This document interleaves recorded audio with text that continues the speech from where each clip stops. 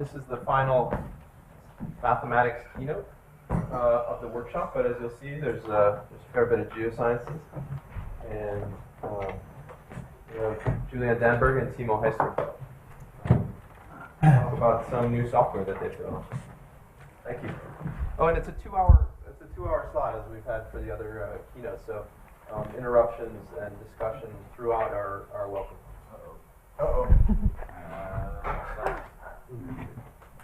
We had a problem with the HDMI before.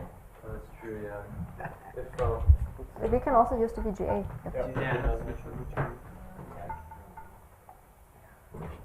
Plays on area.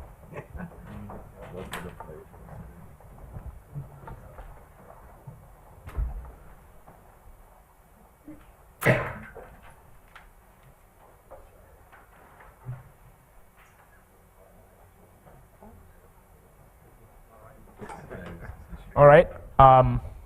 Yeah, looks like it's working. Hi, good morning, everybody. This is Juliane Dannberg, and I'm Timo Heister. And we got the honor to present in this 2-hour slot this morning, and it was some kind of a head scratcher trying to figure out how to do a presentation with two speakers because we didn't really have a clear separation. So this is not two talks that are an hour long, but we'll be switching spontaneously in between, and we try to figure out who is going to talk about what. So bear with us. You're welcome to interrupt us if you have any questions. I think there are some natural breaks in between different topics. I would like to thank our sponsors that support our work. And I would also like to thank the organizers and the INI for this workshop and for the opportunity to be here for a couple of weeks. That has been quite amazing. And I, at least speaking for myself, learned quite a lot over the last couple of weeks. And I wish some of the things we had known a little bit sooner. So some of that stuff. We probably should have looked at earlier. Anyway, so this is a story of I think around 2 years of on and off progress that we've been working on this. Do you want to get started? Okay. Yeah. So we will talk about our models of 3D compressible Magma Mantle dynamics, and so this seems like a complex thing to talk about. And so first, I will start explaining how we got to all of this stuff. So when we started, we had a mantle convection code. And then we also wanted to look at melt migration in the context of mantle convection. So specifically, we did not only want to look at how the melt moves, but also how the melt segregation and crystallization feeds back onto the solid dynamics. And so we thought, okay, we have a mantle convection code and want to add melt migration. Where might this be important? So like some examples are subduction zones where like fluids are released from the slab, and then they might influence the dynamics, or at mid-ocean ridges where melt moves towards the ridge axis, or in particular, one example would be mantle plumes, where like melting in mantle plumes can lead to weakening or like thinning of the lithosphere. So these were things we wanted to look at, and we wanted to look at melt migration and mantle convection together, but they are on so different scales that it's difficult to do that. And in particular, if we want to look at 3D models, it's difficult to do also because if we add the melt migration to an existing mantle convection, it makes all of the material properties highly nonlinear and also highly spatially variable. So we thought, okay, one ingredient that we need to do this would be the adaptive mesh refinement, so we could zoom into the regions where we have melt and all the complicated stuff happens, and can have a coarser resolution elsewhere where there's only mantle convection. And another thing that we thought might become interesting, might become important, that we also knew from like solid mantle convection in the whole mantle, was the compressibility. So once we have melt that is generated in a greater depth and then segregates upwards, it will expand and change its volume. So might that become an important effect that we should include into these models? So these were the things we thought we would have to add to our code. And so we will walk you through this, like how we did this. So we will start from the mantle convection code we have, and that we started out with, and then what were the steps we had to do to add the coupled Magma Mantle dynamics. How does our formulation looks like? That includes the compressibility of the individual phases, And then we will also talk a bit about the implementation and the kind of problems that we encountered, how we could solve some of the problems, how we probably couldn't solve some others of the problems, and in the end we will also show some benchmarks and applications for our code to show that we really have a code that in the end did what we wanted to do, and we will finally conclude with some open questions and challenges that we still have left. And Timo will start with the Mantle convection. All right. Okay, the first transition has worked somehow. All right. Okay. First introduction, just Mantle convection. So we wrote down the equations for basically a coupled Stokes temperature and compositional field. So this is a coupled PDE where we're searching for a velocity variable u, a pressure p, temperature t, and some other quantities. So later on, for example, you can think of this as the porosity that is being affected. But this could be any other kind of field or variable. And what's written down here is the compressible formulation. So here it is written as the full divergence of rho u equal to 0. If you go to an incompressible form, you would assume the density is constant and you would divide it out, for example. And what is the reason of using this anelastic approximation? Because anelastic approximation implies that your quantity at Eulerian points are not changing with time.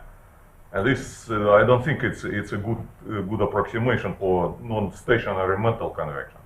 You are referring to not having a time derivative of the density here? Yeah, it's just part of the Eulerian continuity equation in which Eulerian time derivative is assumed to be 0. So, but this implies that you have stationary densities. Yes. So the Eulerian nodes, which imply that your pattern of convection from this point of view is stationary. So yes. People are using, of course, this anelastic approximation very broadly, but I'm just asking if there is any kind of special thinking behind using this approximation.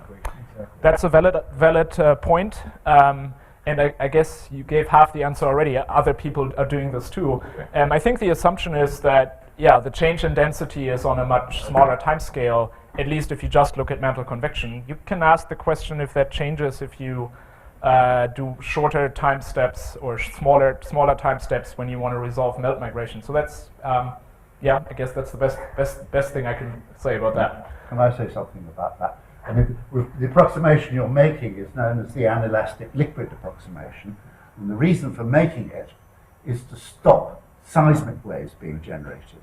If you actually had to try and solve the Mantle convection problem, allowing it to generate seismic waves, you are completely stuffed as far as the timescales go. No, but it has nothing to do with seismic waves. As soon as there is no inertia. If I can just finish. The thing which matters, is that you keep in, and I see you have, frictional heating. Right? Yes. But keep in frictional heating and adiabatic compression. If you do that, it's perfectly all right. But if you don't do that, because there's a very close connection between the change in the density, right, the static change in the density, and the amount of frictional heating you get, and so you've got to keep. If you keep one of them, you've got to keep the other. So that's. But what you really must do is suppress the seismic waves, otherwise you have it.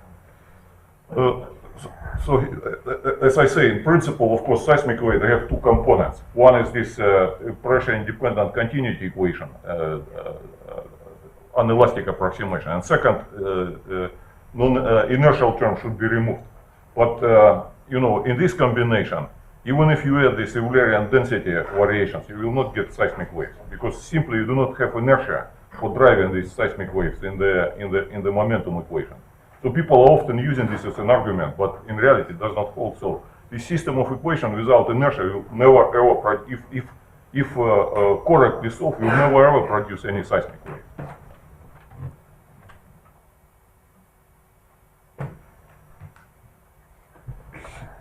Good point. Maybe something worth talking about. Yes. You had a question? Yeah. I mean, also in the energy equation, usually when there's some compressibility, there's another term that sort of goes on the left side that as a proportion of like the Gruneisen parameter. There's a like a T divergence V term. If you have non-zero divergence V, there's another. It sort of basically accounts for some compressibility, adiabatic work. Okay, that Yes. Dan is talking about with regard. I mean, unless it's wrapped up He's in put F. that into F. Yeah. Oh, I don't see He's it. put It's in F. I shortened this, otherwise it would be a page long. You can write that in terms of the Grunitzen parameter, but you don't have to, right? Yes. Yeah, you put in P or whatever. But Whatever you choose. Yeah. Yeah, so I shortened it a bit, but yes. I guess what else is worth pointing out is that this is not a full compressible formulation, obviously, but you can think of density as a function of all your solution variables, right? And this is up to the user to specify what kind of density model he or she wants to use. Similarly, we can incorporate all kinds of viscosity rheologies if you think about that this is an arbitrary function given by the user. And yeah, obviously the coupling between the Stokes system and the temperature equation comes through advecting the temperature with the velocity, and typically the density is a function of temperature, and so that's how these two equations couple back and forth. I guess that's the main coupling between them. I have one more word, which is that you can do it retrospectively after you've got the solutions, but I think it's important to solve del squared u equals, to solve the gravitational potential, because that's an observable, right? And you can keep it constant in these equations, right? But in post-processing, it's extremely important, because that is one of the constraints on Mantle convection we know extremely well, right? Particularly from Goethe, from the latest satellite. Mm-hmm. Okay, let's hope that the next slide is what I think it is. Yes. So, well, still work in progress until late. Now the question is, how do you handle this term here, right? Especially thinking about the fact that density is something that the user might specify, and handling derivatives of the density is difficult. So what's typically done, and that's one of the things we want to show you, is we would like to get back to the incompressible formulation, all right? So one of the ways you can do this is the following. Namely, if you look at this divergence of the product of the density and the velocity, you can multiply it out. If you leave this 4 factor there, you get your divergence of u back plus a term that looks like this, which is the gradient of the density. So you could stop here and ask the user to specify the gradient of the density somehow, or compute it somehow. What is often done is to say, which is written in this line here, namely, you assume that the change of density is dominated by the change in pressure. So density is, the gradient of the density is mostly in depth due to the change in pressure. And then this 4 factor here is what we call the compressibility, and which we typically assume to be a constant, but I guess it could also be something changing. And you could go even further. The question is always if this is appropriate or not, but I'm just trying to tell you what one way of doing this is to say that the gradient of the pressure is dominated by the static pressure, which at least in the Mantle convection context is something you can argue. And you can go one step further and argue that the change of the static pressure going down can be written as rho times g, because the change is mostly downwards. So if you do that, you can write your originally divergence of rho u as divergence of u is equal to something, and for Mantle convection, if you don't want to solve nonlinear systems, if you don't want to, you basically just get a term on the right-hand side if you lag these parameters, and you get away with not having to specify any additional variables. Why do I spend so much time on this? This gets more interesting when we start talking about melt, because this obviously doesn't hold if we talk about the two-phase variables. Does that kind of make sense? And temperature you eliminate from consideration, so your density is just function of pressure rather than pressure and temperature. So the assumption here is that it's mainly dominated by the change in pressure. That's a simplification, right? You make an error there if your density change also depends on something else. Yes. The density is allowed to be non-constant, right? Density varies, but is derivative, this compressibility. Yes, that's right. Constant or it is not. So you can specify it as part of the material model. So like right now it's kind of the responsibility of the user to specify both the density and the compressibility in a way so that they are consistent. So if you have a high gradient and density somewhere, you would also have to say, like, you have to make that consistent with the compressibility. So like as an input into the material model, you have to say, okay, this is how the density depends on the pressure. And then you would have the compressibility in there somewhere, and so your parameters have to be consistent. So how depending in your model, is it linear function of the pressure or it is not linear? One of the two. so like Typically compressibility for the models people run is a constant, so it's the linear dependency. But yeah. For Yeah. small perturbations. But Yes. it's important to distinguish between the different effects on the density. What you're assuming here, right, with the star, is that's the density of your reference state, right?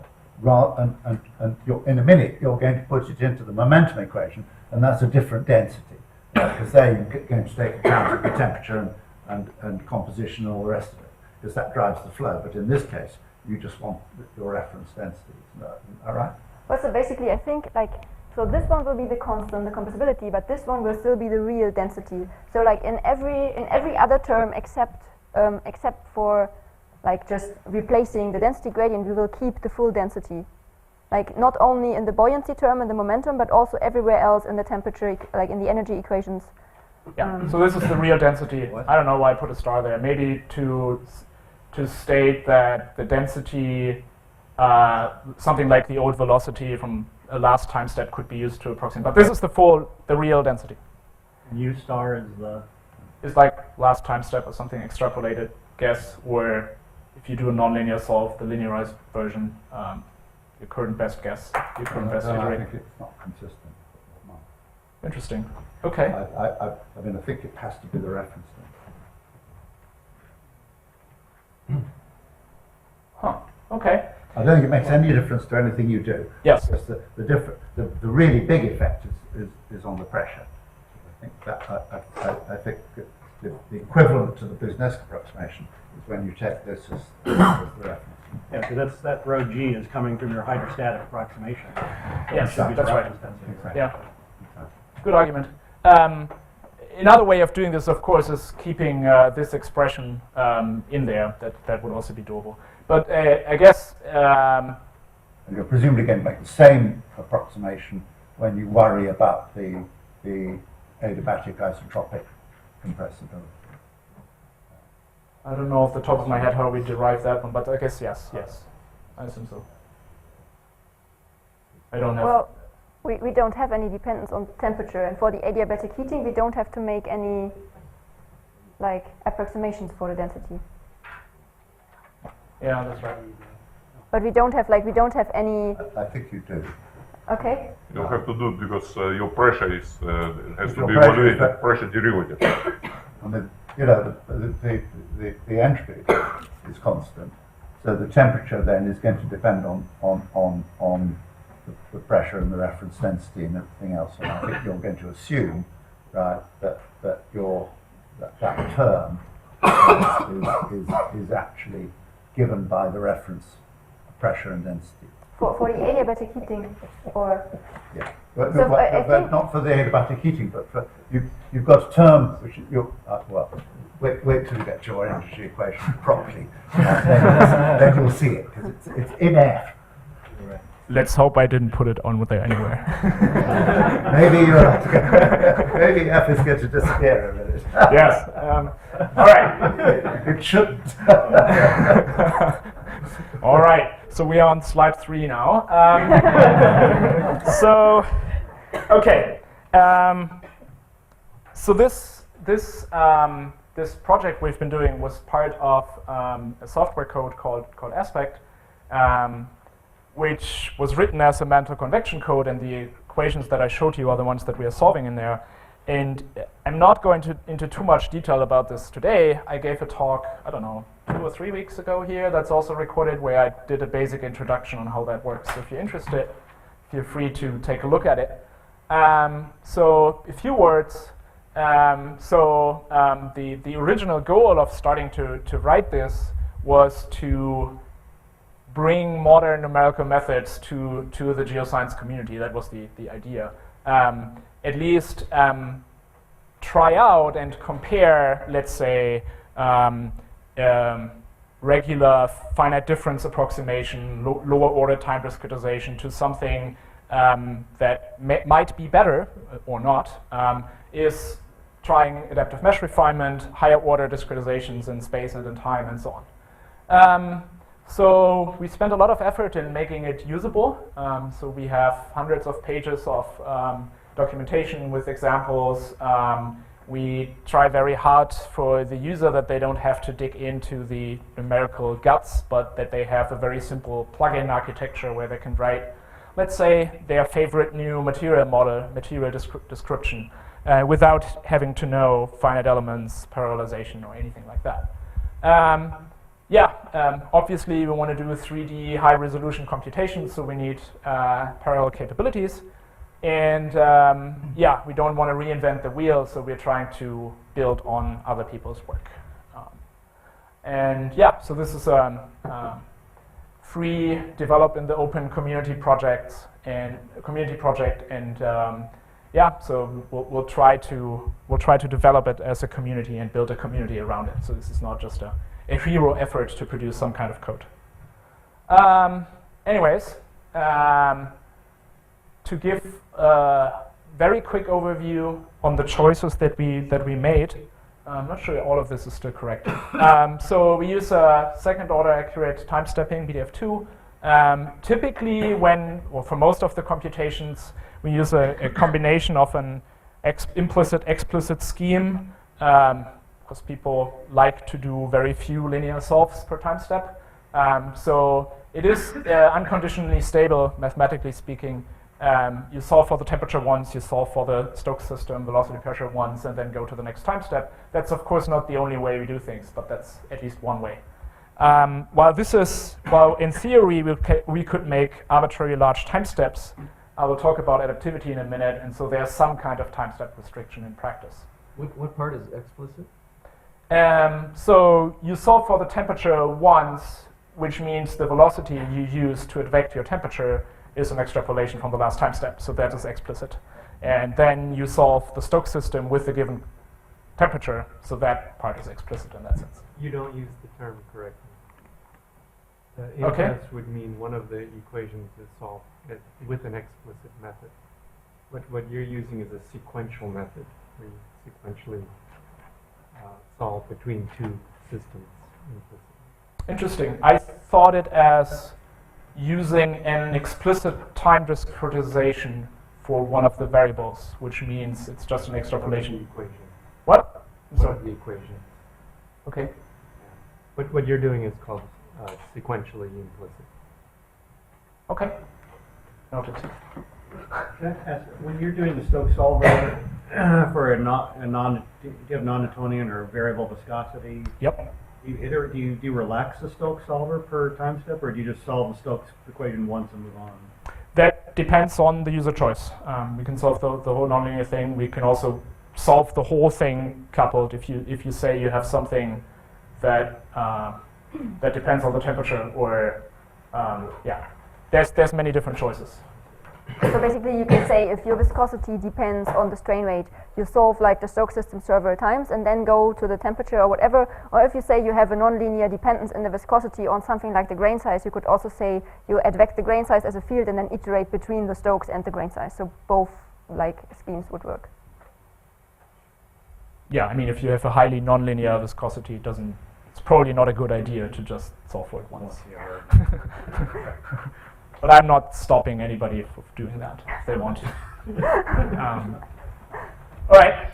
So typically for the Stokes system, we use Taylor-Hood elements. So we use quads. So you might be more familiar with P2, P1 formulation. So that's tensor product polynomials of degree 2 for the velocity.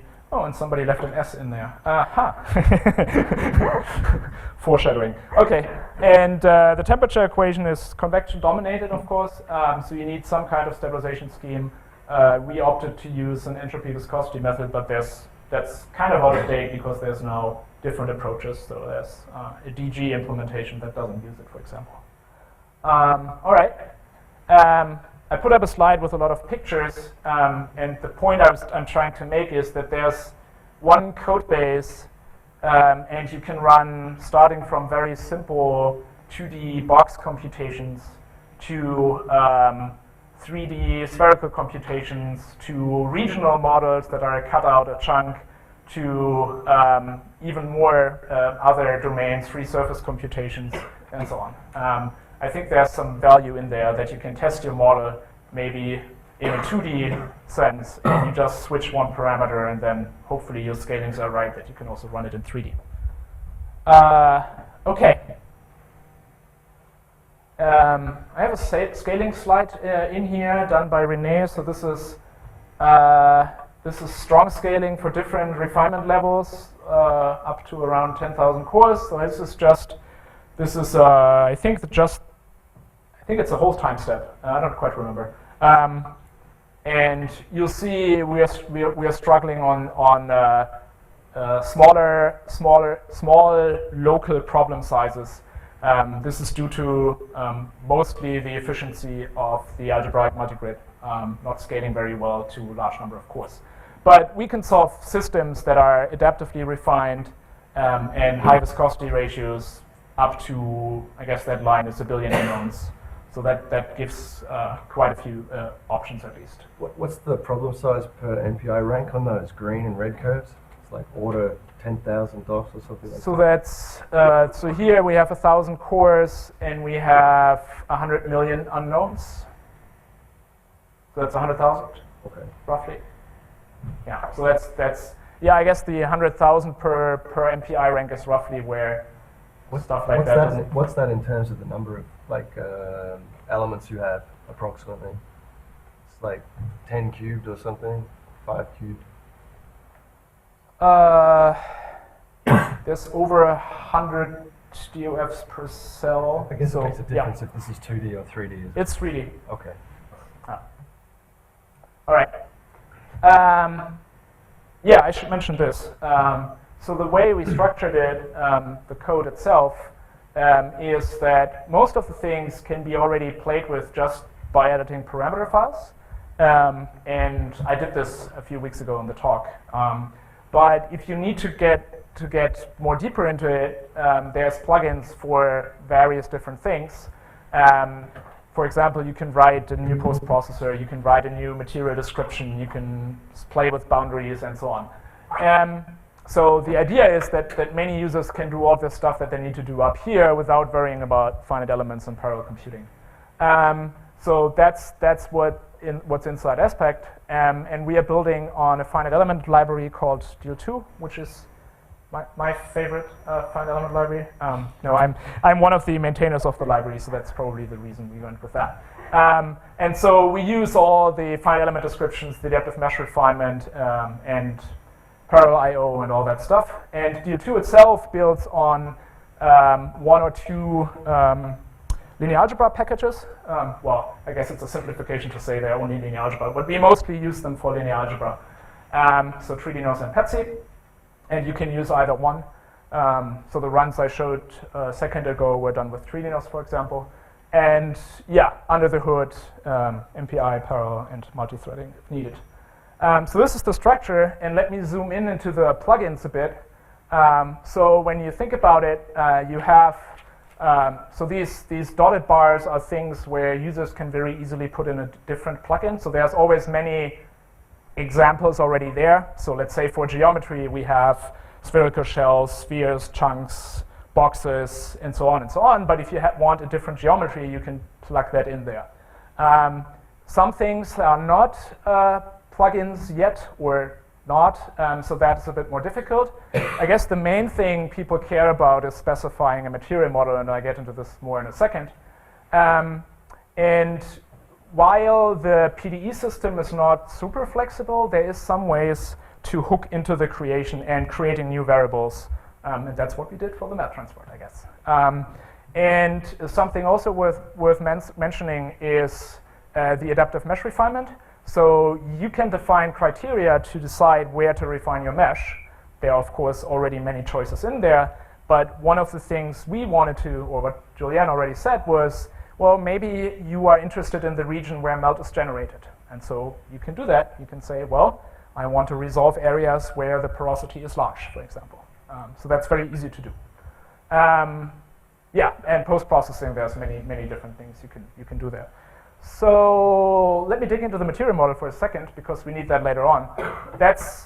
It's a very abstract thing. We call you with a position, a velocity, pressure, and some other information, and you answer with, these are my viscosities, densities, and all kinds of parameters. So there, the compressibilities turn up again.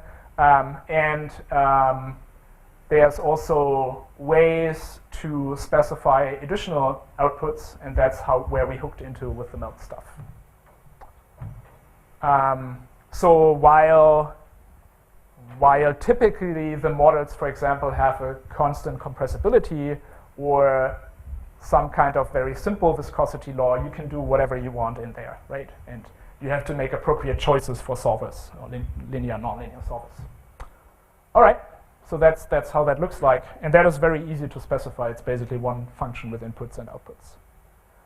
And now it's your turn. Yeah, so now that we talked about the Mantle convection part, we wanted to add the melt migration to this problem. And so that's what the next part will be about. So first, yeah, so basically we've seen this problem for the whole week. I just wanted to point out like our variable names again.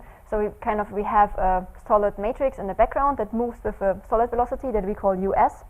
And then there's some partially molten region inside with a volume fraction of melt phi, our porosity, and the melt moves with the velocity UF.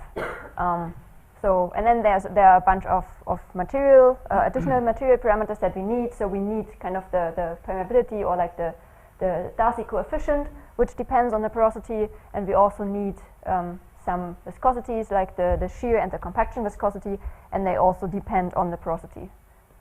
So that's basically the problem we are talking about. And so if we start from the Mantle convection again, if we say these are our equations for the Mantle convection, then what do we have to change for doing two-phase flow? Then this will be how our equations look like. So these are basically the Mackenzie equations, and that's the kind of physics we want to solve. So we now have a momentum, like a mass conservation for both the fluid and the solid, and we also have two momentum conservation equations. And then in addition to that mechanical part, we also have to advect the melt. And we still have an energy conservation equation that might also change in the when we have melt present, and I will talk about that later. And so these, like other people, yeah? There's no subscript in the energy conservation equation. Is that are you going to advect with both velocities, or are you going to put an overline on that? Or? Yeah. I will talk about it later. So I have another slide in there. So we started out doing it with the solid, and now we also did both, and we will compare it, and I will show a comparison. Yeah. So yeah, now we have to think about, okay, we have our physics, now we have the equations, how do we want to solve them? And so what we started out doing is we looked, how have other people solved this problem? What have other people done to do this? And so, yeah, so one thing we found was what Toby already talked about, how he solved these equations. And also we heard Sander this week talking about how he formulated the equations to solve them numerically. And so we took both of these things as a starting point to basically use their free field formulation with like reformulating the equation so that we have only three equations. And then, okay, what do we have to do if we want to look at this in the context of like Mantle convection? So we thought, okay, we want to make it 3D. We also want to have the adaptive mesh refinement in there, and we want to keep the compressibility. And so, so now let's look at how we changed our equations so that we get the partial differential equation system that we can solve. So we start again from these equations, and then basically we followed what Toby and Sander did. We introduced this compaction pressure so that we can eliminate this compaction term from our momentum equation, and instead put the compaction pressure here and then solve for the compaction pressure in a separate equation. So that was the first step. And then in the second step, we somehow have to do something with our mass conservation equations, so we want to eliminate the time derivative here. So the first thing we said is what we already did for the solid part. We do not take into account the time derivative of the densities. So then we get to these two equations, but we still keep the density gradient in there. And then if we have these two equations, we can add them, eliminate this time derivative, and get to this equation. And so we still have these density gradients and the compressibility in there, but we also still have the fluid velocity. So if we only want to have three equations, we want to also eliminate the fluid velocity UF, and so we can use Darcy's law and get to this kind of equation. And then we only have to reorder it so that all of the variables we want to solve for are on the left-hand side. So in the end, we end up with this kind of equation. So I hope that was not too fast. Yeah. Can you go back to the previous slide? Yep. So the melt is compressible, I guess, as the solid, and it looks like the static pressure in the melt is assumed to be related only to the density of the melt. Is that an assumption that you've made so far? So so far we haven't made any assumptions about the pressure. So we basically, the only thing that we said is we don't have, so we have some kind of density gradient here for the fluid and the solid densities, but we haven't made any assumptions. I misunderstood. But I will talk about that in a minute. So we have to make some assumptions about that. But Yeah. are they really compressible? Right. I mean, you take into account the fact that the volume of the solid changes, but what about the actual compressibility of the solid? Where does that come in? Because that's what causes that. I mean, that's why one has to use potential temperature rather than ordinary temperature in all these equations. Yeah, so in this formulation we also haven't, so for the solid we will make the same assumption that we did for the Mantle convection, but so far if we look at this equation, it's basically still, so there's still this gradient of the solid density in there, so we haven't made any assumptions about that yet. So we just have said we don't have the time derivatives, but we have the spatial derivatives, and this is like the basic, otherwise this is still general, so we can still, we have to make some assumptions about this gradient of the solid density, but I will come to that in a minute. So far we haven't made any assumptions about that. Yeah, so basically this is how the equation looks like if we don't make any assumptions about these density gradients. So we still have them in the equations here. But sorry, just one. But you have dropped the time. This really should be Yes, material. we have dropped the time derivatives, but we haven't made any assumptions about what the density, if it depends on temperature, pressure, how the pressure looks like. Yes. Okay, so then if we have this general equation, these will be the three equations we end up with. The momentum conservation with the compaction pressure here, then this equation we just talked about, and the third equation for the compaction pressure. And density of the fluid is changed in the same manner as density of the solid, so they're kind of dependent on these pressure gradients, and this is what you try to reflect with these two last terms, right, in your equation, or the two pre-last, porosity over density fluid times solid velocity, right?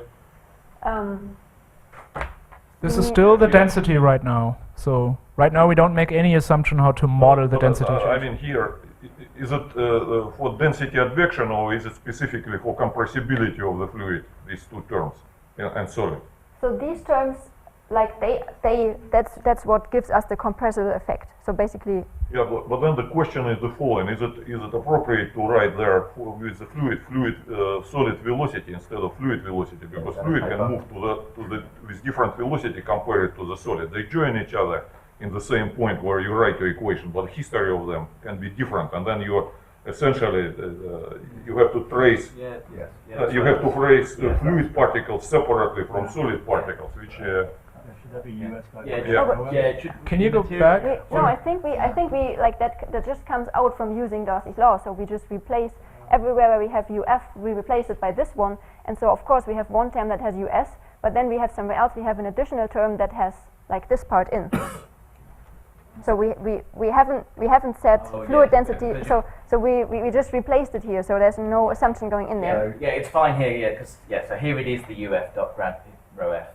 So it is the bit that's affected with the fluid. Yes, so you would have two material derivatives, one affecting with the fluid, one affecting with the solid, and because you've then used Darcy's law, that's why it all turns into solid velocity dot grads later on. Yes, I'm with you. exactly. And that's also why we have like all of these, like we have a lot of terms that include this density gradient here. So we have this KD term, and then it just like part of it here goes to the left-hand side, and that's why it's separate now here in the end. Could you go through these terms and say which ones are compressible and which, or for the compressible part? Yeah, so this one is the compressibility of the fluid, this one too, and this one is for the compressibility of the solid. Yeah.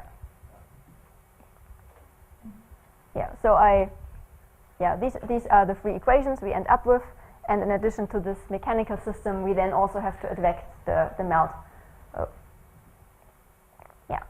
And so one thing we have to think about is what happens in the compressible formulation if we go to zero porosity. Do the equations still make sense? Do we get back to Stokes? So basically, if the porosity is zero, our KD, or like our permeability, will also go to zero. So these terms will all be zero. And this one. And in addition, the compaction viscosity will go to infinity. So that means physically also the compaction pressure will be zero. And then if the compaction pressure is zero, it also will drop out here, and then what we end up with in the end is basically are the equations for the compressible mantle convection. So we have the solid momentum conservation here, and we have the mass conservation, but in this case it's not divergence of the velocity is zero, but it's this part here on the right-hand side that relates to the compressibility. I think you've made an implicit assumption, which is that you can ignore the bulk viscosity of the solid in the absence of melt. Yes. Yeah.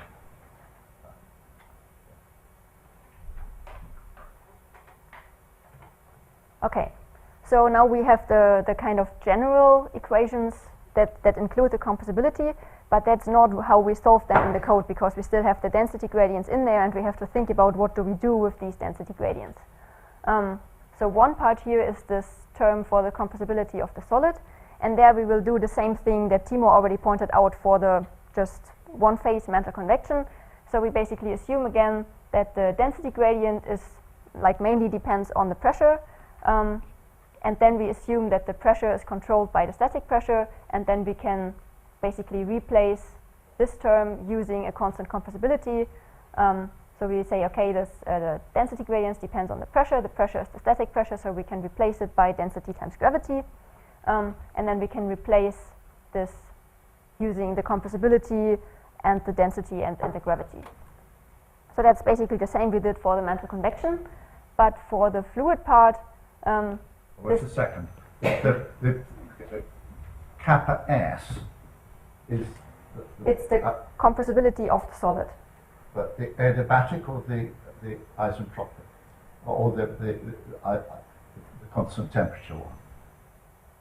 Well, I guess that depends on the user what they. As the adiabatic K subscript F implies that it's a constant entropy rather than constant temperature. I think they're using S as solid here. I know. Exactly so. Exactly. But which is it? Our definition of it is this. So it's the change of density with respect to the pressure. Well, yes, but we don't say if it's constant. Yeah. Keeping what constant? Keeping the temperature constant or the entropy constant? Two definitions. I don't know. So which one? I mean, the user can decide what to use for this value. So which one would be the correct one? Which one? And I don't know. Okay. Depends what your variables are. It depends how you've gone through all the algebra. I can't do that much algebra in my head, but by writing it that way, you've implied right, that it's the constant entropy one. That entropy is kept constant, and that is obvious to me. No, it's probably temperature actually. Combination of Yeah, it depends how you've written rho as a function of what. Yeah. I guess they're saying that your formula implies that density is a function of pressure, but they're saying it is but function of a pressure only, right? Yeah, because your density, your material model has density as a function of or what does it have? Function? Whatever. Pressure, temperature, but not. I don't think entropy is what you ever have as a variable. Is it pressure and temperature? Well, that depends on how you're writing your energy equation. Which is anyway. That will you know, the notation is slightly confusing. Okay. Yeah, so like anyway, the user can decide how to formulate this compressibility. But I think it comes. I think you have implicitly somewhere in all this algebra made a decision about what that is, and you need to be explicit about what the user has to do as to which of those two compressibility. Implicitly, it's not adiabatic, right? It's adiabatic. Yeah, I would think it's either that there. That would be my guess. Okay. Right, but it looks as if that was why I brought it up. That would be my guess. The thermodynamics, which we haven't talked about, is in terms of pressure and temperature rather than pressure and entropy. But then you've got to be very careful about the compressibility. Okay. Yeah. So for the so then we end up with like the same equations as we had like here. Basically, just this term contains now the compressibility, and so we also have to think about what do we do with the fluid compressibility. So there it becomes a bit more complicated. So these are basically these terms that have the density, like the gradient of the fluid density. And so here we can also say again, okay, we think that the fluid density gradients are controlled by the fluid pressure. If we don't want the user to specify any density gradients explicitly in the material model. But then we have the fluid pressure gradient in the equations here, and we also have to think about what we want to do with this. So we probably don't want to put all of these terms on the left-hand side and make the matrix more complicated. So another idea would be we could say, okay, we just use the one from the last time step, or we iterate and make the problem nonlinear. But we just started out with the most simple assumption and said, okay, we have to model this somehow. We still want to keep a linear system, so we have to supply the fluid pressure gradient somehow, and we can. So what we did was we tried different models for the fluid pressure gradient that I've written down here, and then we looked at, okay, does that make sense? Is that realistic for certain setups? How much of an influence does that have? So the ideas we had was, okay, we could say, well, maybe the fluid pressure gradient is controlled by fluid density times gravity, or it's solid density times gravity, or it's the bulk density times gravity. And of course, that's like only an approximation we make, but we're going to look at like how much of an influence that has and what the effect will be. So we made simple 1D models of a mid-ocean ridge and of a mantle plume. So here on the right we see the porosity, so this is depth, and we have like the solid line as the mid-ocean ridge model, so we have a very low porosity, and the dashed line is the plume model, so there's like some kind of plume head approaching the surface. And so we just looked. Is that a percent melt fraction, or is that 60%? Sorry. So that's 60% basically. So it's it doesn't. So it doesn't mean that 60% of the material melts. It just means that material has molten somewhere, then melts segregated upwards, and this is like the upper part of the plume head where all of the melt accumulated. It's not that. Way above the disaggregation fraction. Yeah. That's physically completely unreasonable. To have large porosities isn't physically unreasonable, but to model the fluid dynamics of at large porosities with the Mackenzie equations is technically incorrect. Well, of course, at some point the equations break down. But like in this model, we just wanted to. So I We've done it, and that's clear. fine. But Yeah. Well, bear in mind that the equations don't actually apply. But I would Yes. vote for 3 of those of your choices. As far as I recall, there was one study, methodological, showing that equivalency of solution, even at very high porosity, say for example, dike propagation with full stocks and with Darcy, and they were showing that in fact they do not differ too much. And then which would prove that Close enough for geodynamics, in other words. so that in case of no melt escape from the system, this is what is potentially should be happening. So of course it will go to disaggregation limit, and if from the bottom you will still supply the melt, then melt fraction will increase. Because it's not what is happening in nature. Because It's not completely wrong, but it's not completely right either. Depends how right you want to be. Yeah, okay, so I mean, we only did this model to, like, so I think the pressures, like, I think we should still see like a similar trend if we had like a bit lower porosities here, but we could also look at this, but the example was basically just to look at how the pressure gradients look like in these kind of models. So it's basically just like this example was just to have a region where there's high porosity and it's limited, like moving upwards, not only by the permeability, but also because the material above has to decompact. And so like these were, like that was the motivation behind this. So basically the two setups we have is like the mid-ocean ridge with the low porosity and steady state. And so their material, like the material movement is controlled by the permeability and the porosity can move upwards. And so here I plotted like in black, I plotted the pressure gradient in the incompressible model, where we didn't have to make any assumptions about how the pressure would have to be modeled.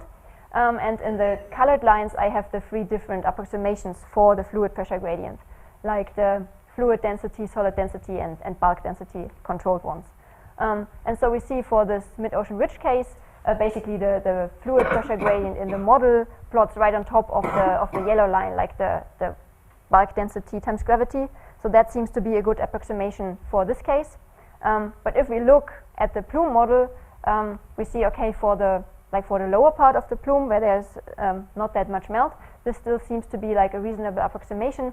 But if we go to the upper part of the plume with the high porosity, where basically the movement of the porosity is limited by the decompaction of the layer above, then we have a different gradient of the fluid pressure. So basically the black line is the fluid pressure gradient in the model, and we see that here it does not agree with the yellow line anymore, but it comes closer to the red line. So basically in this case, the fluid pressure would be controlled by the fluid density times gravity.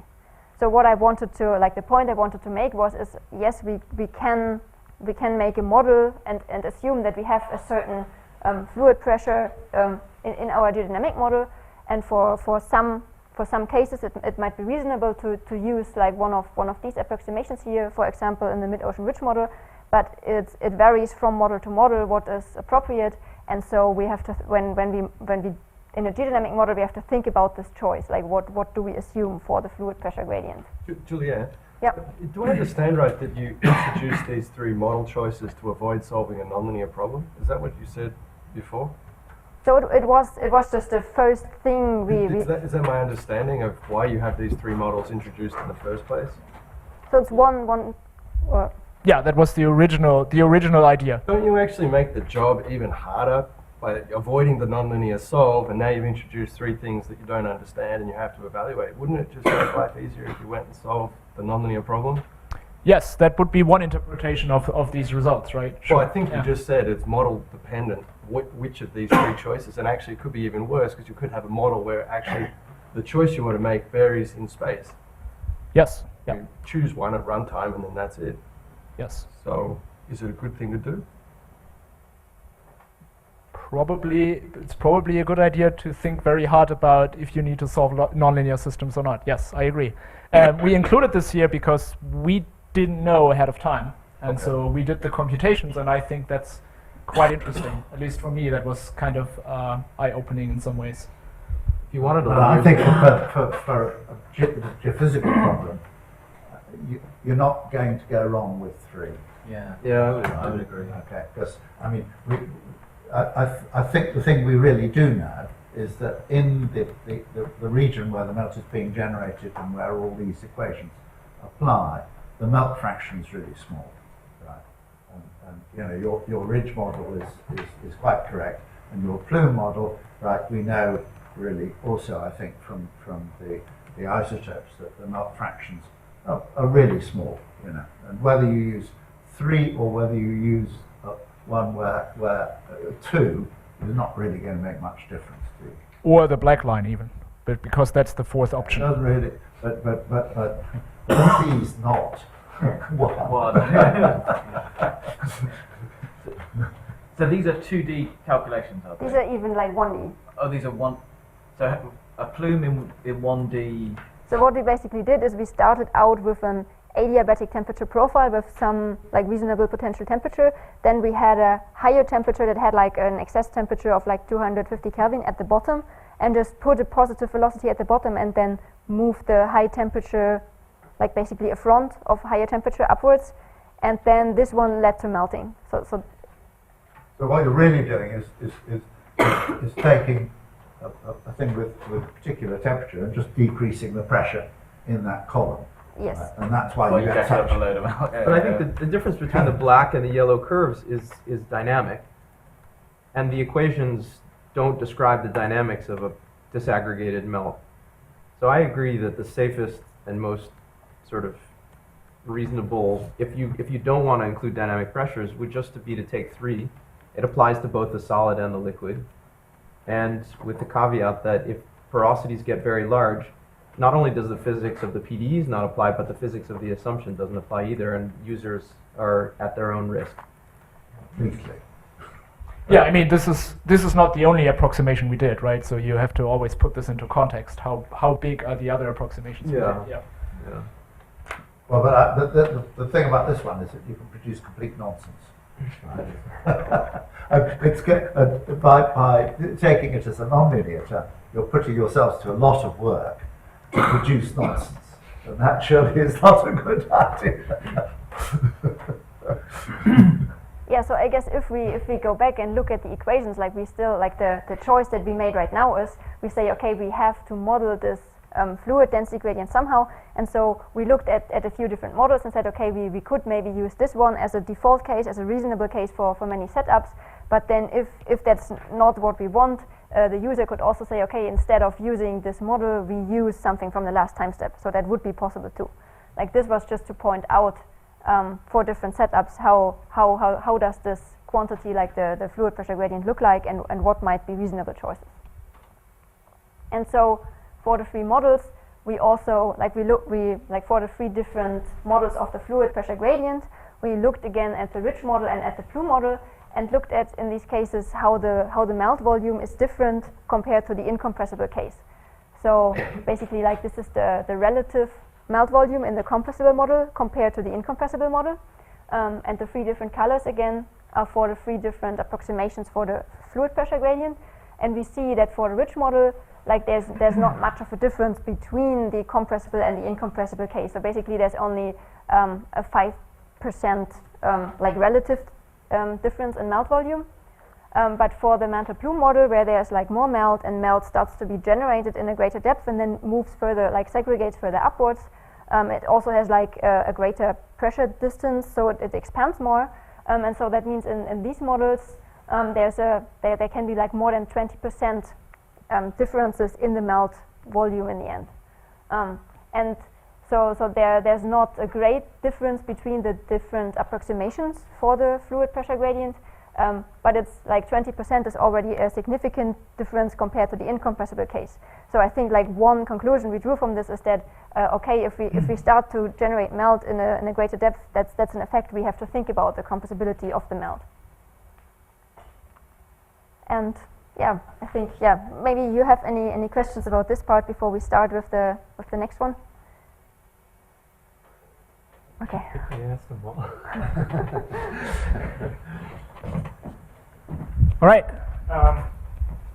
So I guess I'll touch on a couple of points about the implementation.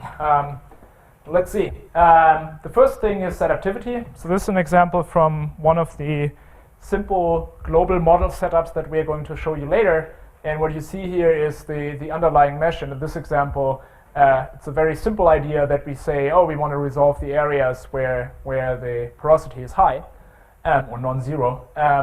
In general, so this slide down here is more talk about adaptivity and mantle convection in general. If you want to do a 3D computation, you do a back-of-the-envelope computation. If you want a 1 kilometer global 3D resolution, you would have linear systems of about 1 trillion unknowns, which is probably not a really good idea if you want to do many time steps and evolve for billions of years. You could argue that 1 kilometer is a bit too much. If you have a 10 kilometer resolution, you're still at billions of unknowns.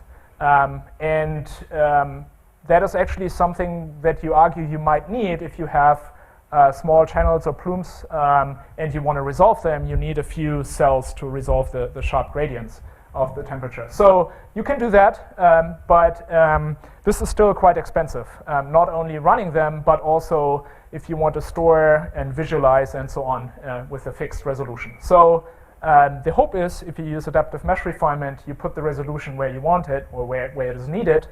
Anecdotally, you save something between 10x or 100x in the number of unknowns. Of course, you pay a little bit more because parallelization is harder. You need to redistribute your unknowns. You need to have a more complex machinery for your PDE, right, to deal with adaptivity. So we're not saying you're 100x faster if you use adaptivity, but there's at least the promise there that if you do a decent enough job is that you can gain something out of it. So it's we use it for many things, but I guess the main thing is that it's, it allows you to resolve the local features. And I guess this picture is not great for that because we should have a picture where we resolve the plumes here also better than, let's say, the background temperature. Okay, so adaptivity. And very quickly, I want to go through the choices we did when we did this. So we used the capabilities inside the DO2 library. And basically how it works is you have a coarse mesh. We solve on quadrilaterals, so rectangles or deformed rectangles in 2D and boxes, bricks in 3D. And how the refinement works is that you decide to cut it isotropically into 4 children in 2D or 8 children in 3D. And you can do this adaptively. So this starts with one cell, you refine it once, and you refine the first corner once again, for example. There's different ways to do it with triangles, but what people typically do with quadrilaterals, you cannot keep your mesh conforming. So you get what are called hanging nodes. So here's a hanging node and there's a hanging node, because you have a vertex coming from one side and there's no vertex on the other side. So it's a non-conforming mesh, and you have to deal with that somehow. For example, if you want to represent a continuous variable, you kind of want it also to be continuous here. So it turns out you create algebraic constraints. That's how you deal with it in practice. So if you think about a linear finite element that has support points in the vertices, that's the easiest case, you would just restrict this unknown so that the function stays continuous. That's actually quite hard to do in parallel. You need efficient data structures, how you can refine your mesh. And we need to do this every couple of time steps. If you think about a plume rising and you want to resolve the front or the plume head, every few time steps you actually need to refine and then repartition and then redistribute the data so that you can continue. So that needs to be quite fast, right? I cannot a priori decide upon my refinement and spend a lot of time on do this. In practice, some people do solve adjoint systems to really know where to put their unknowns. We do this in a more ad hoc way based on certain properties of the solution to every couple of time steps adjust the resolution. And typically what is done is that you look at gradient jumps. So there are error estimators that look at a solution, you look at the jumps of the gradients, and that tells you, if you assume that your variable is smooth, that tells you where you're not resolving it appropriately. So that, if you use that, for example, for a temperature field, then you would resolve the sharp gradients on the plumes quite nicely. There are other properties where this doesn't work. For example, if you think about a typical density profile that you might have on Earth, let's say you say, oh, at the 660 I have a jump in my density that I'm modeling. Then of course this doesn't work that way, but you could talk about, well, maybe we just look at the size of the gradient of the density. So that's the combination of those two is the standard thing we use for Mantle convection computations. But if you think about adding melt to this thing, then it might make sense to argue, oh, I want to also resolve areas where there is melt. So for example, you look at the porosity, and if the porosity is bigger than a certain threshold, or you use some other quantity based on that. And what people also try to do is they say, oh, I'm interested in a certain region. I want to do a global computation, but I'm interested in some area. Maybe you put a plume somewhere and you want to resolve this area, you can do that too, or combine any of the above. Yeah, I think we'll talk about adaptivity a little bit later in some of the computations to show you if that works or not, or how it works. Okay, so this is a sketch of a mesh with 7 cells, and I have to do a parallel distribution of those cells, right? And so here I have two processors involved. One of them gets the yellow cells, one of them get the red cells, and I have to do this very quickly and decide who gets the ownership, and it needs to be fair, right? Each one should get the same number of cells, but it also should be should be fair, and the interface should be minimized. But it's maybe not that not the time to talk about this in much more detail. Just in case you're curious, we're using a library called pforest, which uses a space filling curve approach to do this. So if I go back and look at this mesh here, right? It starts from 1 cell, I refine into 4, and I refine 1 child into 4 more. I can represent this as a tree, right? So this is the cell, it's refined into 4 children, and then this first child is refined again into 4 children, okay? So this would be a tree representation. That's why it's called pforest for parallel forest, because it's a collection of trees. So this library manages this, okay? And so the active cells we compute on are just the leaves. The 7 leaves here are the 7 cells. I can walk through this from left to right, and that's a space filling curve. That's the red curve here. You actually see like a fractal-like Z-shaped pattern. That's one of the nature of these curves. So if I go here and say, okay, I put these all on a string, and then chop it up into pieces that are the same size, or roughly the same size, doesn't work exactly here because 7 doesn't divide evenly by 2.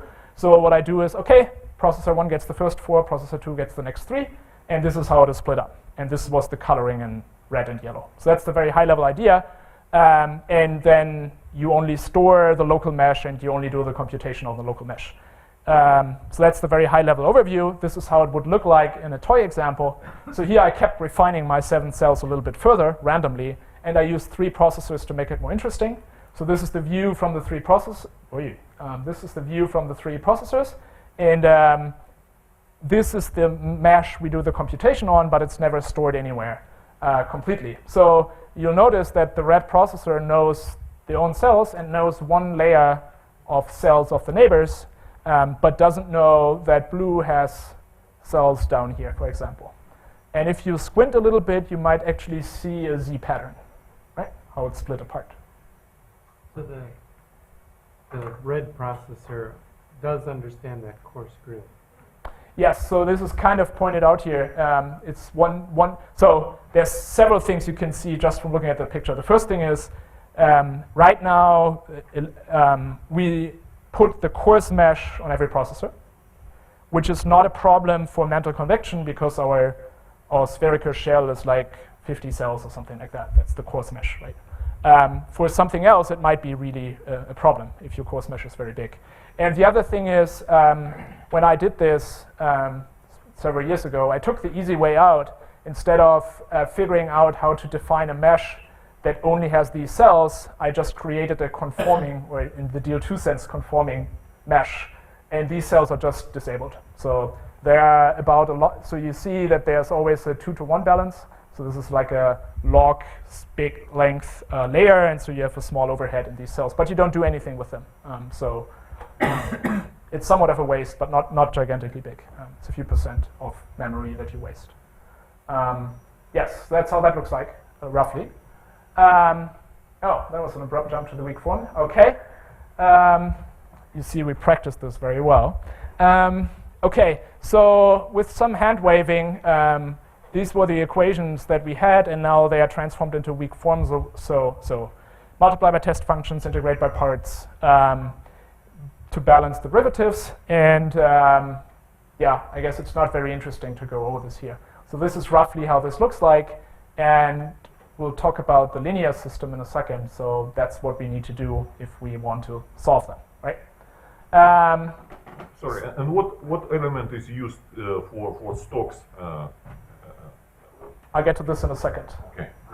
Because that is not an easy question.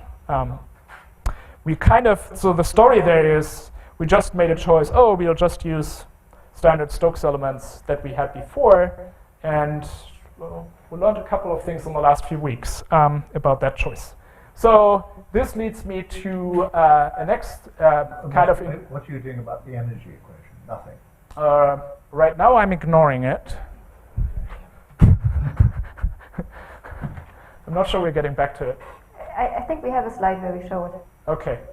Oh well. Okay. So this is now an intermission. Namely, my student Ryan Grove was here in May for 2 weeks. And what I asked him to do is to look at this formulation a little bit simplified. So this is the three-field system, right? So you have the fluid pressure, compaction pressure. We just went with the simple Laplace because he wanted to start somewhere. And I asked him to look at this in the context of, can you figure out what elements choices are stable? Can you look at the analysis that tells you what elements you should pick to get optimal rates? And is this even well posed? All right. And the assumptions we made here is that our viscosity is positive and bounded away from 0. We made the assumption that the KD can become 0. All right. So we want to treat the limit of porosity going to 0, but we made a simplifying assumption here, namely that we bound this parameter and don't let it go. I guess the other way would be more interesting. But anyway, so we assume this is a positive constant, which is not quite the right thing to do about this. And this is, the disclaimer here is this is work in progress. So we didn't quite finish everything, but I think I learned quite a bit while doing this. And looking back at the last couple of days of the workshop, I think we've been talking a lot between each other to figure out.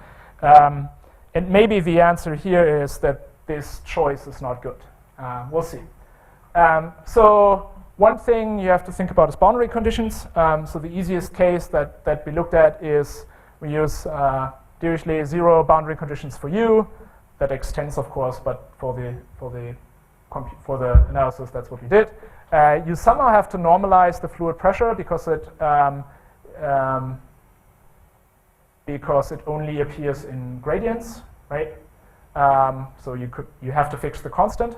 And if you want to do a fine element computation, you have to integrate by parts this term here. I guess that's what you want to do. And then you have to think about the boundary term. And to make things easy, we just assume here that that term vanishes. So we don't get boundary integrals to make things easy. Anyway, so what happens then? So the first case, so going back to here, there's the interesting case of what happens if this parameter is 0? Do we get back Stokes? What happens if this is non-zero everywhere? Does that make sense? And then the third case would be, well, how do you make it robust with respect to this parameter choice if it goes to 0 somewhere? Because that's what we want to do, right? The easiest thing to look at was the first case where KD is 0, all right? So that's what we did. So you eliminate the compaction pressure out of the system, and it's basically due to the last equation written like this. Of course, this assumes that this thing doesn't go to infinity, but that's I guess also approximation that we are not the first one to make. Anyway, what happens is that the system reduces to Stokes, and you can turn on the crank, the standard machinery for Stokes. And what you get is that you get an in-loop condition between the velocity and the pressure. For those in the audience who are not familiar with this mixed finite element theory, it means that you need to pick your velocity space big enough compared to your pressure space to get a stable solution. Otherwise, you get oscillating pressures that are very non-physical. A typical choice is to use polynomials of degree 1 order higher. So these are called Taylor-Hood elements.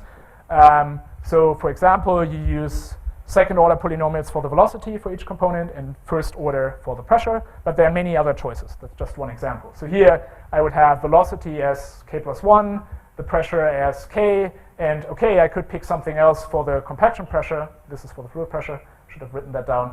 But that's one stable choice where you know solutions are well posed and everything works, okay? And so one thing that we'll end up with is, and we didn't go through with all the constants that we probably should have to really see the dependency on the constants. But the simple choice that we started off with was Q2, Q1, Q1 for velocity, fluid pressure, compaction pressure. And this was actually what we started doing without even thinking about this problem at the first place. Because Q2, Q1 is what we started with in aspect as the Mantle convection code, at least typically. I mean, we have the choice of many different other elements, but that's what the default is. And so in the limit where KD is 0, we would get optimal rates. So in the L2 norms, the best thing you can hope for with an element is one order higher than the element, is the rate of convergence with respect to mesh size. That's what we would get out of this choice. And of course, if I don't follow the IMSUB condition, then things are going to break down. All right. And so Ryan did these computations, constructed a manufactured solution, plugged this into aspect. So the case that I mentioned before, Q2, Q1, Q1. If you look at the ratios for L2 velocity, it's 8, so that's order 3. PF is order 2. PC is order 2 with mesh refinement. So this is 3, 2, 2, which is exactly what the analysis tells us, and that's optimal in that sense and works. All right. Just for fun, what happens if you pick a non-stable pair, right? So you just increase the fluid pressure degree, and you'll see that the pressure is basically nonsense. Interestingly enough, the other stuff still converges, but maybe we got lucky. So don't pick this unstable choice if you want to run with KD equal to 0 or porosity 0 limit. That's only part of the story. Yep. It looks like this is a test case with div u equal to 0. Yes. Have you tried something without div u equal to 0? Because it seems like that's actually an issue. I mean, it can degrade some of the performance of the algorithm. So this is a manufactured solution. Are we sure that's the case? Didn't we add something there? Maybe this is even a typo. Well, At least for the other test, we did have a non-zero divergence. Yeah.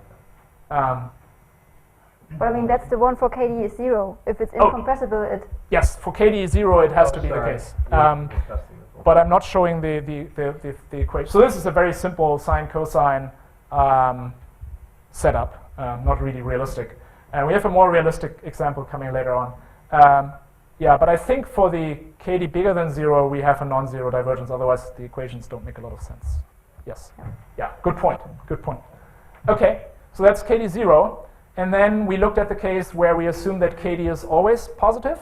And so now you have to think about what space your fluid pressure is going to be in. You need to be able to take derivatives, right? So it's something like an H1, but you also want to normalize it so that the mean is 0. And you also have to worry about some kind of boundary condition. So we went through this, and what came out is if you pick arbitrary orders for all these elements, if you pick the choice Q2, Q2, Q1, which didn't work in the case of KD 0, you would get optimal rates, right? 3, 3, 2 becomes 2, 2, 1. But if you make the choice of the stable element that worked in the KD 0 case, you would get suboptimal rates. All right. So basically, choosing a lower order for the compaction pressure or for the fluid pressure pulls down your convergence rate for the velocity, which kind of makes sense. Yep.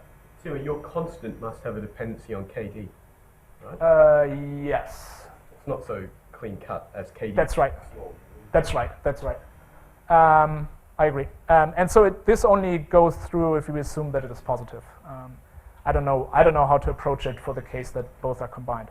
But if you look back onto the equation intuitively, it makes sense that if you look at this, that if you use a lower order element choice for the fluid pressure compared to the velocity, then you might harm your convergence rate, right? So they, in a way, you would think that they need to be balanced. And that's what we see. And now let's look at the experiments.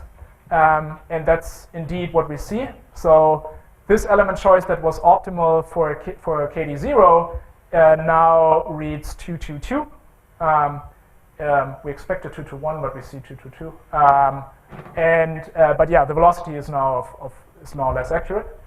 If we go to this element choice that is not stable for the KD0 case, everything works nicely, and we get the optimal and high rates. So that's kind of not good news, I guess. Why are you so upset that the Q2, Q1, Q1 only gives you accuracy for you?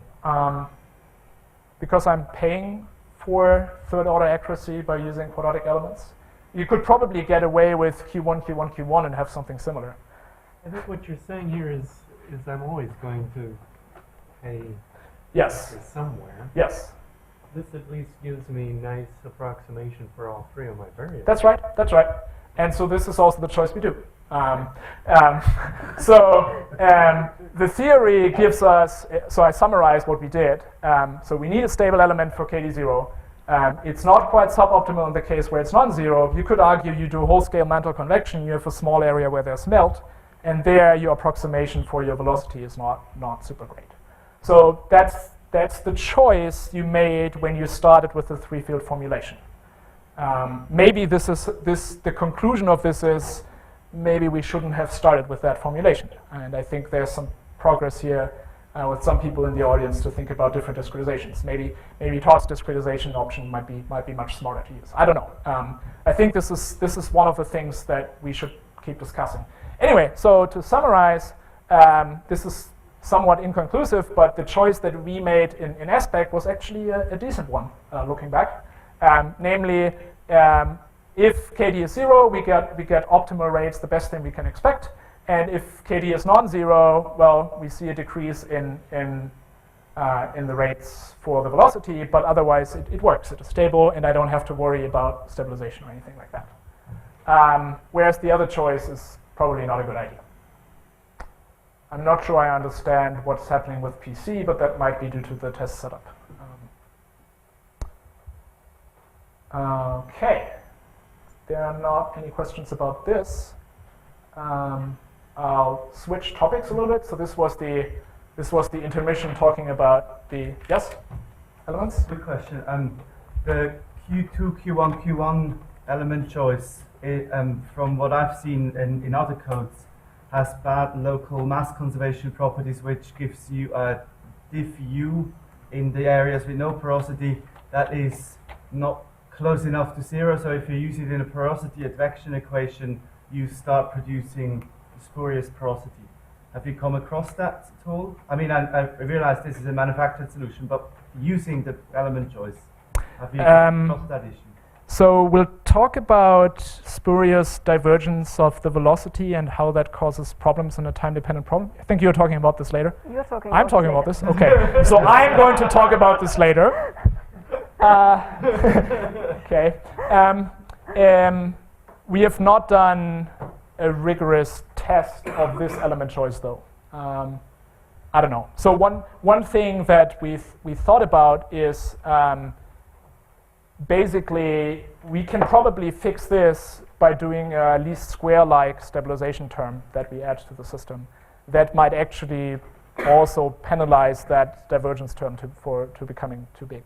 So I guess basically what this boils down to is, again, that we lose control over the PF, right? And the question is the model wrong? Should we use different variables to represent?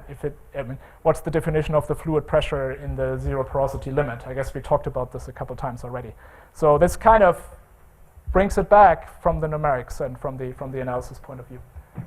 So yeah, there's maybe a third column that we didn't have time to explore. The third column would be take this element choice and add a stabilization term to make this case stable. Yeah, we didn't go through it yet, but it might be a viable choice. And we talk about the divergence stuff in a bit. So now I want to mention a few more things when we went into implementing this. So I showed this somewhat ugly figure earlier. So this was highlighting all the plugins and places where people can hook into. And what we had to do is we had to modify the PDE system, which is not really, it's a mantle convection code, so it was not made to arbitrary to solve arbitrary PDEs, but it's still there's still ways to hook into the PDE system. Namely, we just add several variables, and we didn't make the choice, for example, that you could naively do if you write a code that say, oh, my first variable is my x velocity, my second variable is the y velocity, my third variable is the pressure. That would break down, right? So instead, we have variables and equations with names. And so what we could do is we could add another variable called the fluid pressure and the compaction pressure and inserted them into the system, and then that's the system that we solved. And remember, we removed the fluid velocity from our system that we solve, but we computed after solving for the other variables. So we just extended our representation of variables. If you don't care about them, let's say you write a post-processor that looks at some energy balance or some flux or some root mean square velocities, you don't care about the melt stuff, then nothing of this had to change, right? Or if you have a refinement criteria that depends on density changes, you don't care about melt. So we hooked into here, introduced the new variables, and of course what we needed to change was the material model, because we now have a lot more parameters that you need to specify if you want to run a melt computation. Certainly there are more terms in the weak form that we have. We need to think about linear solvers, preconditioners. I'll talk about this in a second. And we also wrote a bunch of post-processors that gives you some more information about melting rates and stuff like that. Timo, can I ask a question about your representation of the material model? So in the code, does the material model describe functions and say the constants as well for a given lithology? You can just think of it as a function with these inputs produce these outputs. Right, but where do I put like an activation volume, for example? Does that live in the material model? Or a pre-exponential factor or something? Where does Yes. that come in? Yes, that would also live in there. Okay. So Well, if you sorry. Yeah, so basically the material model can say I want to specify a number of input parameters in the input file, and that could be, for example, a prefactor or the activation energy or activation volume, and then you can use these constants for your evaluation of the material model to compute the output. Maybe we should have put an example on here. Yeah. So we added more properties, fluid viscosities, permeabilities, fluid densities. We talked about the fluid density gradient in detail earlier. If you want to do that, you can approximate this somehow. And otherwise, not much changes. So if you want to run a model with melt transport, you have to use a model that actually specifies these things. Does the porosity get included as a model input as well?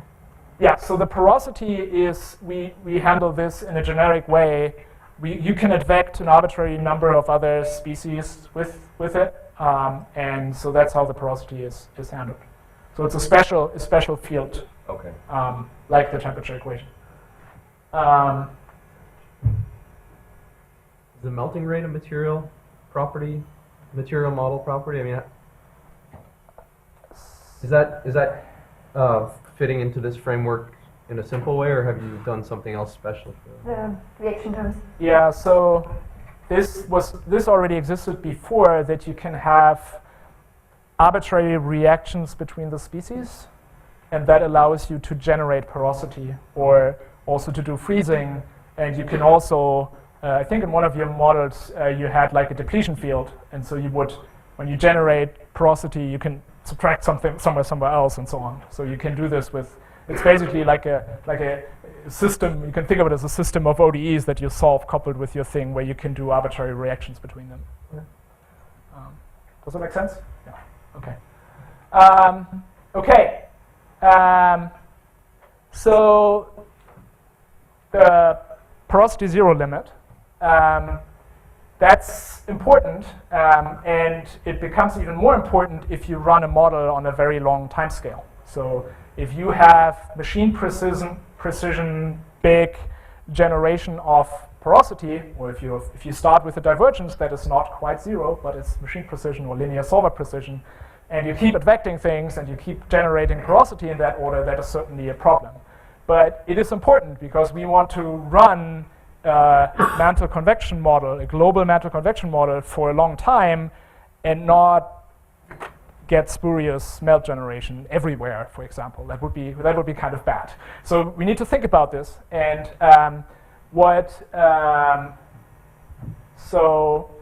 this is not actually the slide I'm talking about. I guess. Okay. So what we do is that we do not let this factor go to 0. So this is, I think, the same approximation that Toby and Sandra did to limit this factor, the ratio of the two viscosities. Is that right? Is that word right? So this doesn't go to infinity. Yes, it doesn't go to infinity. Yes.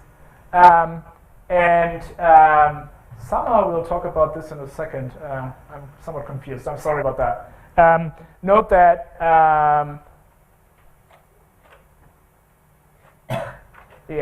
sorry, I'm not sure what I'm supposed to say about this. We don't have to cut off any of the parameters to get a stable. Yes. Okay, thank you. So, inconveniently, I don't have an equation here, but maybe we have to look at here. So we don't have to cut off the KD, right? So that a KD can actually go to 0. And we want that to happen because then we recover Stokes and we do the Stokes computation. Thank you. But what we cut off, we make a cutoff here. Basically, otherwise then weird things would happen. Okay, that's what I wanted to say. Good. Okay, so what happens in that limit? I guess we talked about this already. That these terms actually vanish,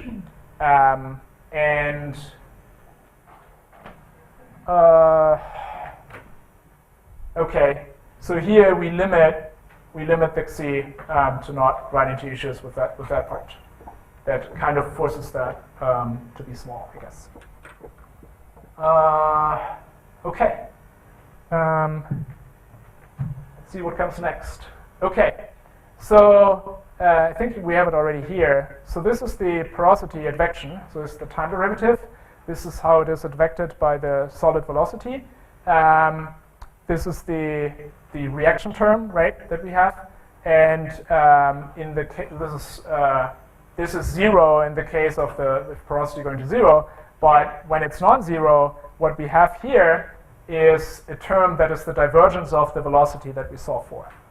And this is not going to be exactly 0, right? This is going to be solver tolerance small. Analytically, this should be 0, and we don't want to generate any melt, right? In practice, it's not. This actually looks quite ugly. I'll show you the picture in a second. Basically, we were able to avoid this by using an element of 1 degree lower compared to the velocity. So think of the velocity of being a degree k. We take one derivative, then it's k minus 1, and that matches well then with the degree of the porosity field. If we don't do that, so this is a very simple computation that Juliane did. So this is a setup where we don't want to generate any melt. And it turns out if we use a linear element for the porosity stays at something like 10 to the minus 10 and nothing happens. But if you use a higher order element for the porosity, then you actually get these very non-physical 10 to the minus 4 large oscillations happening, and you don't want to have that. So that's that. But is so this more of an issue with the element type or the particular time integrator and treatment of the hyperbolic problem? So if you solve your Stokes system, if you use Taylor-Hood, in each element you will have a non-zero divergence. That's a given. And if you plug that in here, you will generate porosity. But the point here is, I guess, it's not only that, it's also that the element choice has to be right for that to work. I guess I'm just wondering, is this something that's been evolved in time? Like when you have these different porosity values there, that's the result of a time-dependent calculation? Yes, so this is basically one time step with a given time step length, and that's where we have, so it's basically just one time step. It's not a time-dependent thing, okay.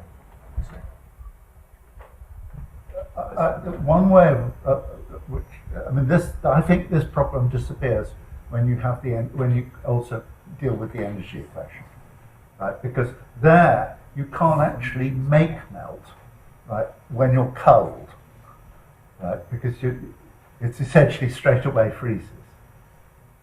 So you can then set a porosity limit, right, if you want, right? But it can't actually produce spurious porosity like this because it simply can't in the energy equation. It just freezes it solid straight away. But doesn't melting and immediately freezing, I mean, that can have other side effects too, right? So I mean, we could basically say we just, like, if the temperature is below the solidus, we set the right-hand side to 0, and so we don't want to have any melting. But that's like, it's still better to choose the elements in a way that we don't even run into this problem. So it's basically, in this case, we artificially generate melt in a place where no melt should be generated just because we choose the elements in a way that our velocity divergence is non-zero. So it's...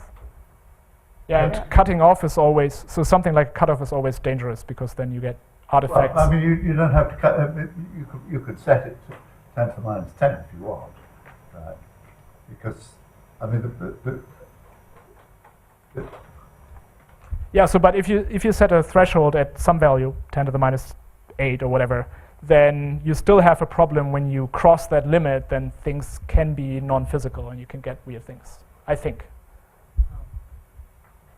Along the lines of what Dan's saying, I think if you plan to always assume that the thermodynamics is equilibrium, then you don't actually have to solve the porosity evolution equation.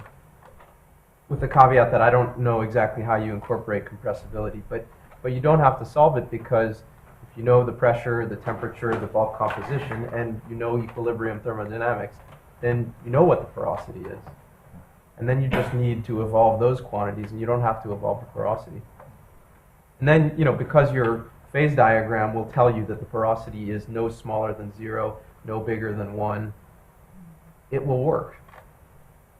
And you won't have to worry about discretization errors. But if you intend to have a disequilibrium formulation where you can only know the melting rate, then I don't think that, or if you want to be general, then that wouldn't work. Yeah, I think that might even fit in, or somewhat fit into our model if we just parameterize the porosity point-wise. So I mean, that's what you're saying, right? Right now, if you go back one slide where we have the equation, so basically right now we only have the melting rate there. So we could say, okay, we let this melting rate somehow depend on the field itself and then set it to 0, but right now we have this in a way that we also need the right-hand side, so we would have to change the melting rate if we wanted to set the other term to 0. And then maybe the melting rate would depend on the divergence of the velocity, and you get the same problem, but the other way around. Equilibrium thermodynamics, what Richie's saying, you don't have to specify that melting rate. You never touch that gamma. That's implicitly got from the fact you've got statements of thermodynamic equilibrium added with the energy equation. Yeah, so I guess we could do both. Yes. Okay. Anything else? Any other questions here before I move on? All right. We've been talking for a while. All right. So something else, linear solvers. We stole a lot of stuff from Sander, and he talked about this already. So I don't want to go into too much detail, but I want to give a few more insights of things that are happening. So this is the weak form that I wrote down and didn't explain. And if you discretize this, then your linear system looks something like this. So this is the velocity block, right, with the terms up here. You get basically a discretized gradient operator for gradient PF and gradient PC. Of course, it's integrated by parts, so this is this, right, so the divergence on the test functions. And this makes it symmetric to those terms here, namely this is the divergence of U, right, which is now the transpose of gradient of PF, right? Because we integrated that one by parts. So that makes the linear system in the B terms at least symmetric. Then, so with Stokes, we just would have A, B transpose B, and a 0 here. But now we have an additional pressure, and we have 2 blocks on the diagonal that show up. So what is in these blocks? Because they're important. So the N is, if you think incompressible, so that's what Sander looked at, you get, this is the Laplace basically of the PF, right? So this is like a Laplace, but we also have a somewhat smaller compressible contribution. And this K here is basically a scaled mass matrix that you get from this compaction pressure term. So this is the linear system that you would have to solve. And again, Sandra talked about this. He mentioned optimal preconditioners, optimal in the sense of they don't depend on the mesh size. And what you just have to do is you basically have to use diagonal blocks that represent or approximate the A and approximate the Schur complements. If you're not familiar with Schur complements, that these are operators that come up if you basically do a Gauss elimination of this 3x3 block system. So if you do a Gauss elimination to eliminate this B here with the first row, so you want to add a multiple of this row to this row, well, so you have to multiply by an inverse, then you have to multiply by a B, right? And so then this becomes a 0. But then here you introduce a new term, namely B A minus 1 B transposed. Okay? So you get the Schur complements X and Y. And instead of what Sandra did, he just put the diagonal blocks there. This is enough to get a preconditioner that is optimal in the sense of independent of mesh size.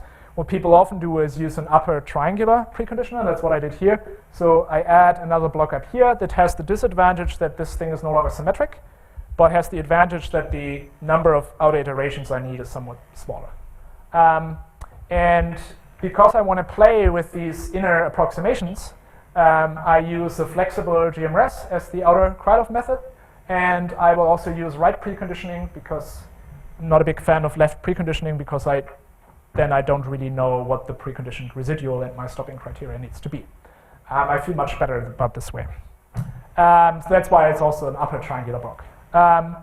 Okay, and so we, as Sandra explained, we don't want to build these operators because there's an A inverse in there and that is expensive.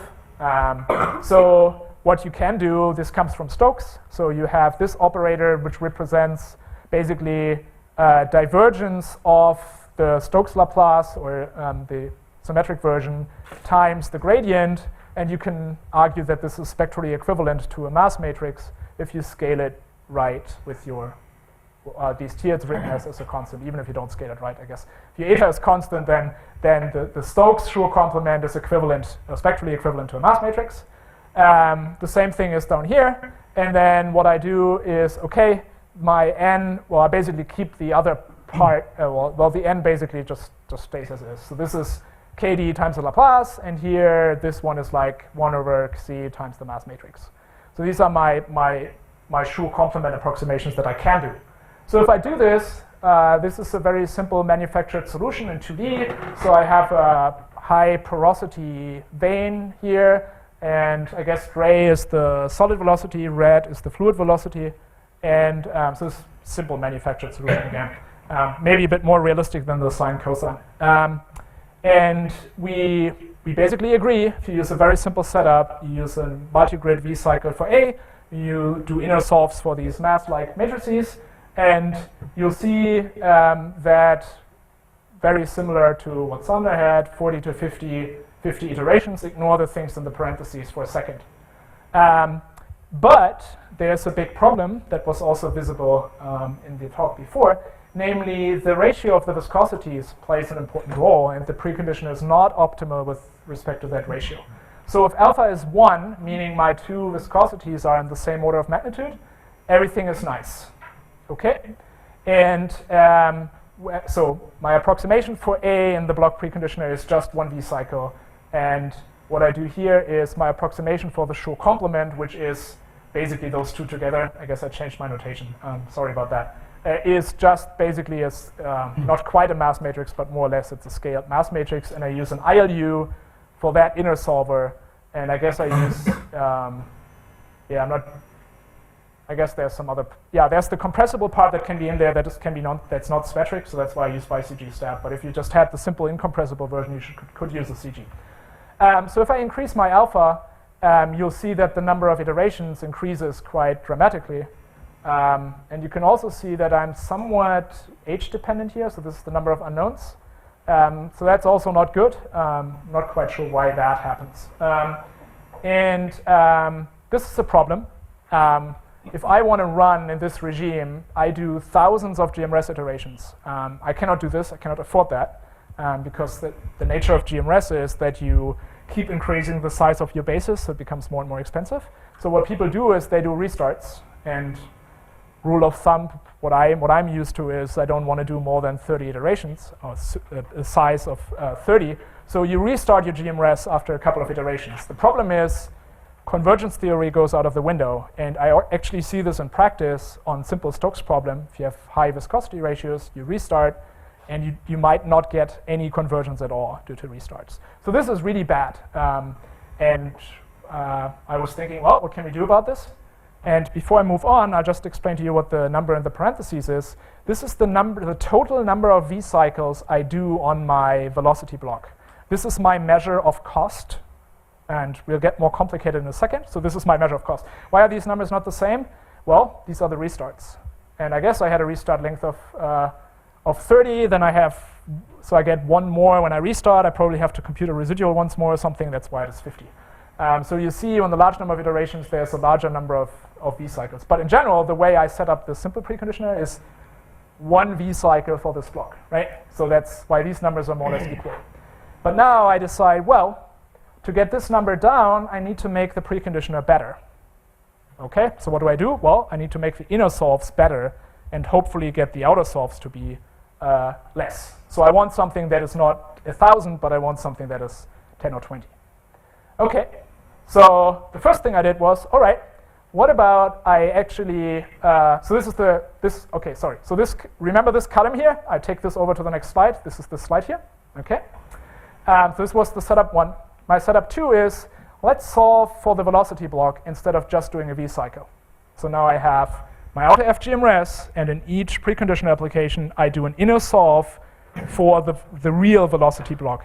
This we also do in Mantle convection. It's really helpful if you have large viscosity contrasts. So I just tried that out, played with solvers. So that's what I did, and I also played with the tolerance of the inner solve, right? By the way, my outer tolerance is 10 to the minus 10 relative. I think that's the same that's under here. So when I do this, suddenly my outer iterations drop from 900 to 500, right? And if I do even more work in the inside, I drop to something like 400. That's already better, right? I go from 1,000 and growing to something like 400. Problem is, if you look at the numbers in the parentheses, which is my measure for cost, namely, I actually do more work, right? So my solve time takes twice as long. So this doesn't really solve it, right? 500 iterations is still really terrible. So the next idea is, well, maybe the velocity block is not the problem, but the Schur complement is the problem. And indeed it is. So what we did here was the approximation that this block here is spectrally equivalent to a mass matrix, scaled by the viscosity, and the same here. And that's not quite correct, right? And so that's where I was. So my third try, and you'll see I played a lot with these tolerances. That all happened in the last 5 days or so. I actually get 15 to 20 outer iterations, and I have a slight age dependency in here because my tolerances are very, very coarse. So, but I played with the numbers until I had, for this example, like the best choice of performance. How good is it? Well, I still do in total between 500 and 1,000 V cycles, which is not much better than over here, but you can argue, well, you at least save about 30%. So not too bad.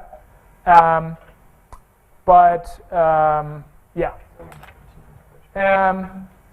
So, okay, that's maybe one lesson, not done here, but so I wanted to see how that works in 3D, and this time I actually have a non-constant ratio between them, so the ratio is between 1 and 1,000. So this is like a 3D porosity weighing. You can see I did adaptive refinement here too. You can do that. These are how the fields look like.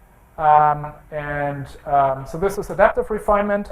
I see a constant number of outer iterations with now the best choice that I made. And my number of V cycles is also somewhat constant. So this is really great. I don't need a restart on the outside, and in the inside I do 15 times, I do inner solves, and so in total I accumulate that number of V-cycles. And that scales nicely to a larger number of unknowns, so adaptivity works. And I can also do scaling tests.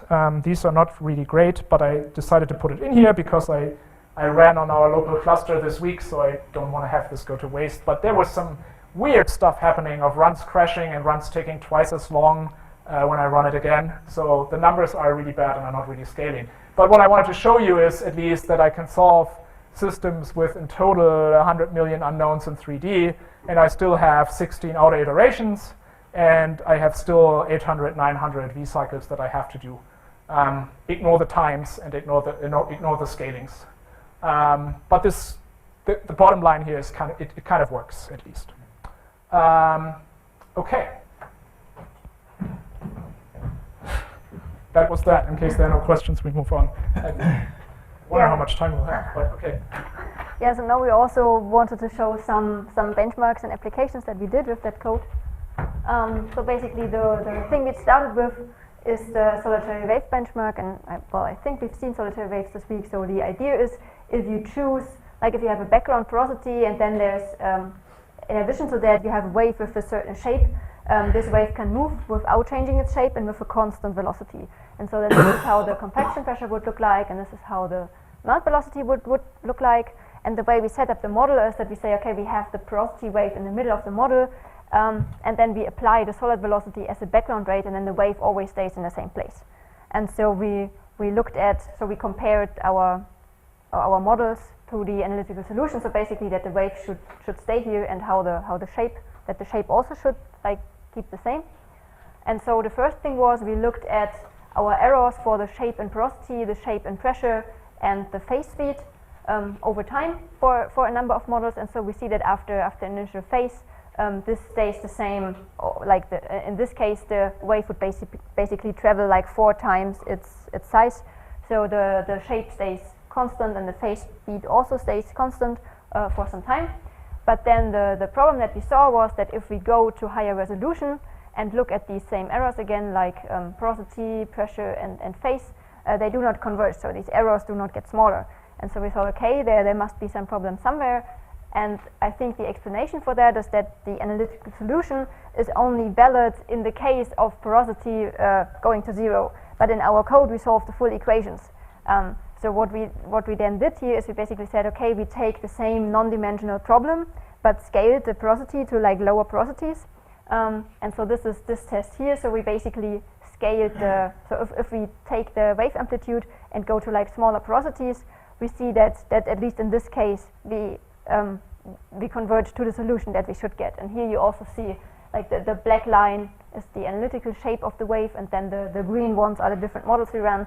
So for smaller porosities, we converge to the real solution that we should get for this problem. So then another test that we did was the magmatic shear bands test. So we started out with a Newtonian linear rheology that only depends on the porosity. And so for this kind of test is also there is a background porosity, and then there's some sinusoidal dependence of the porosity added to that. And so then linear stability analysis predicts the growth rate of these kind of bands, independence of the initial band angle they have. And so this plot here shows the dependence. So the black line is the analytical prediction that there should be a sinusoidal dependence on the initial band angle, and so the red dots show our results for the different band angles, and so we nicely fit this curve. And then the theory also predicts that there should be a quadratic convergence of these rates, and so we also nicely reproduce this convergence for different models in our code. So then the next step we did was that we thought, okay, now we go to something a bit more complicated. So we still have shear bands, but have this strain rate dependent rheology that Rich suggested first in one of his models. And so we basically took his setup and ran the model with different resolutions, like applying shear here at the top and at the bottom, and then looked at how these shear bands would form. So one thing we did was we took a Fourier analysis of this, we went through a certain strain and then stopped the simulation, and then we did a Fourier transform of this porosity field and looked at the band angle that we would get then. And so so this is for one certain model, we get a bend angle of something like 20 degrees, like a bit smaller. So that was also in agreement with Rich's models. And here we also see we ran models with different resolution, and we also converge to a certain to this kind of bend angle. So we think that in our models we can resolve it at least to the strain we ran the models. And then we thought, okay, if we can run this in 2D, we have a 3D code now, so we can probably also run these models in 3D. But essentially, we still have the strain only in 2D. So basically, we apply shear here in the top in this direction, at the bottom in this direction. And you see, because of that, the shear bands that start to form also are basically two-dimensional. So they are these planar bands. And like the contours here, you see that these are like the contours for the porosity field. So we start with a random perturbation, but then over the course of the simulation, these bands start to form.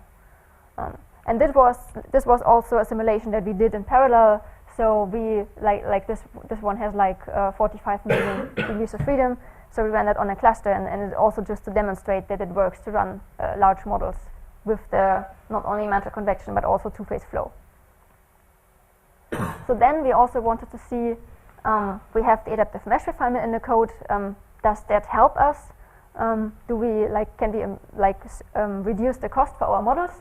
So we also did a manufactured solution where we have, like in the porosity field, there's a kind of wane, and then there's an additional feature in the compaction pressure, and the other fields are sort of smooth like the pressure. And here we see the two velocities. And so we did models with global refinement. And we also did models with an adaptive mesh where we chose the porosity and the compaction pressure as refinement criteria. And then we looked at the errors because it's a manufactured solution, we know what the errors should be.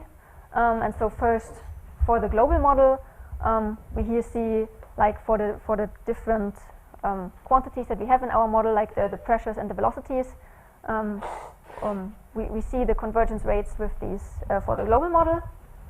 And now we can compare that if we use the, instead of the global refinement, we use the adaptive mesh refinement. We see that for quantities that are related to the refinement criteria we choose, so basically to for instance, the compaction pressure here in yellow, we see that we need fewer degrees of freedom to reach the same accuracy. So we can basically save a factor of 2 to 4 number degrees of freedom and get the same accuracy in the models for these quantities. But then there are also additional quantities that are not related to the quantities we refined the mesh. So for example, if we look at the solid velocity, this basically stays the same, the error for that. So that means in our, in realistic models, we always have to make some choices, what things we want to look at. And so if we want to look at the porosity field or quantities related to the porosity, we can improve that and can coarsen the mesh elsewhere. But we have to think about how we want to do this. And now we've also here seen the convergence rates. So if we, for instance, look at the fluid velocity, so we don't solve the fluid velocity as a variable in our equations. So what we have to do is, in the end, we have to recover that from the fluid pressure and the solid velocity and the other quantities in our simulation. So we see that the convergence rate for the fluid velocity, so it's probably only linear. We cannot guarantee anything better than linear. And now we come to the part with the energy equation, because here we can think about how do we want to write down the energy equation. So for Mantle convection, we probably only have this one, a one-phase energy equation. So should we stop or? Actually, what I would like to do is pause right now, because this is the thing I think we want to discuss. There must be some people in the room who are desperate for coffee and a break. I would suggest that those people quietly go out and have the coffee in the break. And those of us who are really interested and want to stay and hear about this in more detail and potentially ask more questions and discuss, we just stay here and we'll keep going. So, anyone who wants to go? No problem. Clearly, this is quite a long talk, and for some people this is enough detail. If that's you, then no worries. Otherwise, I'll ask Juliane to continue. Sorry, I need a short break for the room. Okay. Just like everyone else.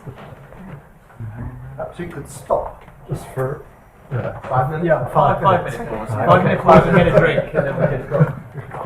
Get a drink.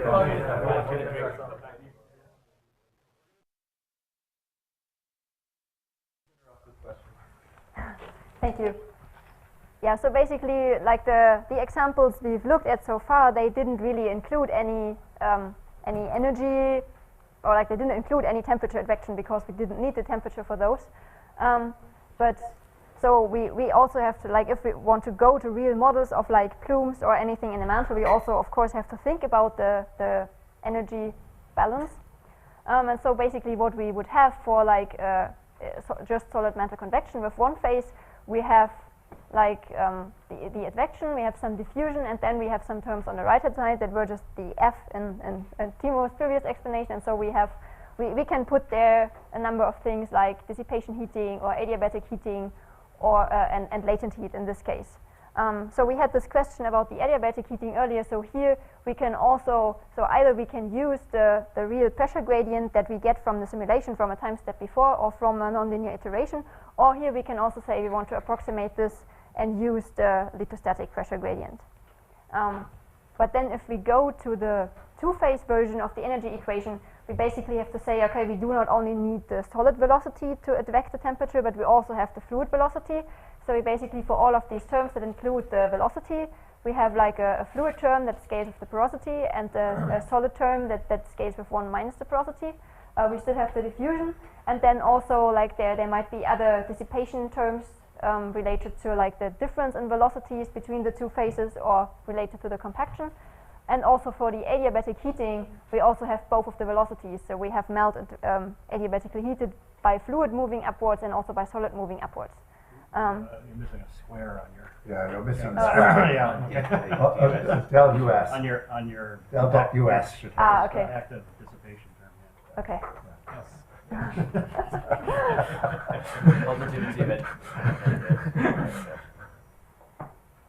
Yeah, and so basically what we saw when we looked at the convergence rates is that the fluid velocity that we do not have a good convergence rate for that. So we like this is another problem that might come up if we if we only use this one, or if the porosity is only small, then it might not be such a big effect. But otherwise, we have this fluid velocity term here, and the convergence for that term is not very good. So that's something that we also have to think about: is our choice of finite elements good if we want to solve the energy equation accurately? And so we also looked at this. These are just the terms again for the energy equation. And so we looked at this in a simple, like just a 1D model, just to get a feeling for how big these terms are. And so we looked at the right hand side of the heating terms and looked at the difference in models with melting and without melting. So it's again just a simple 1D model of like a plume or like a front of high temperature. And so if we look at like the globally averaged quantities of like the adiabatic heating or the dissipation heating, then there's not much of a difference between the two formulations. But if we look at the profile of, for instance, the temperature, so like here this would be basically the depth. So like this is like a high temperature, and this is here where the plume head would be. So we see that exactly in this region where the melt accumulates, we basically would have a different place where the high temperature front would be if we use the fluid velocity to also advect the melt, or if we just use the solid case. So we see that for the like globally averaged quantities, if we only are interested in that, it might not be much of a difference, or it might not be much of an issue that we only have this low convergence for the fluid velocity. But locally, there are some places where, like here you see it's like a temperature difference of more than 100 Kelvin. So if we're really interested in this region, then it might be a good idea to think about if we should do something about that, if we should change our finite elements to get a better approximation of the fluid velocity. So then we also wanted to show some more realistic models, basically not to do any new science with that, but to show that our code is capable of simulating these kind of situations that are relevant for application cases. So one model that we wanted to do was a mantle plume, where we basically have an open boundary at the bottom and have material flowing in with a constant temperature, and then it just, like, due to the open boundary and the higher temperature, it just moves upwards. And we implemented this melting parametrization. And we also implemented some rheology that is like depends on the temperature and on the porosity to see if our code could handle these high viscosity contrasts.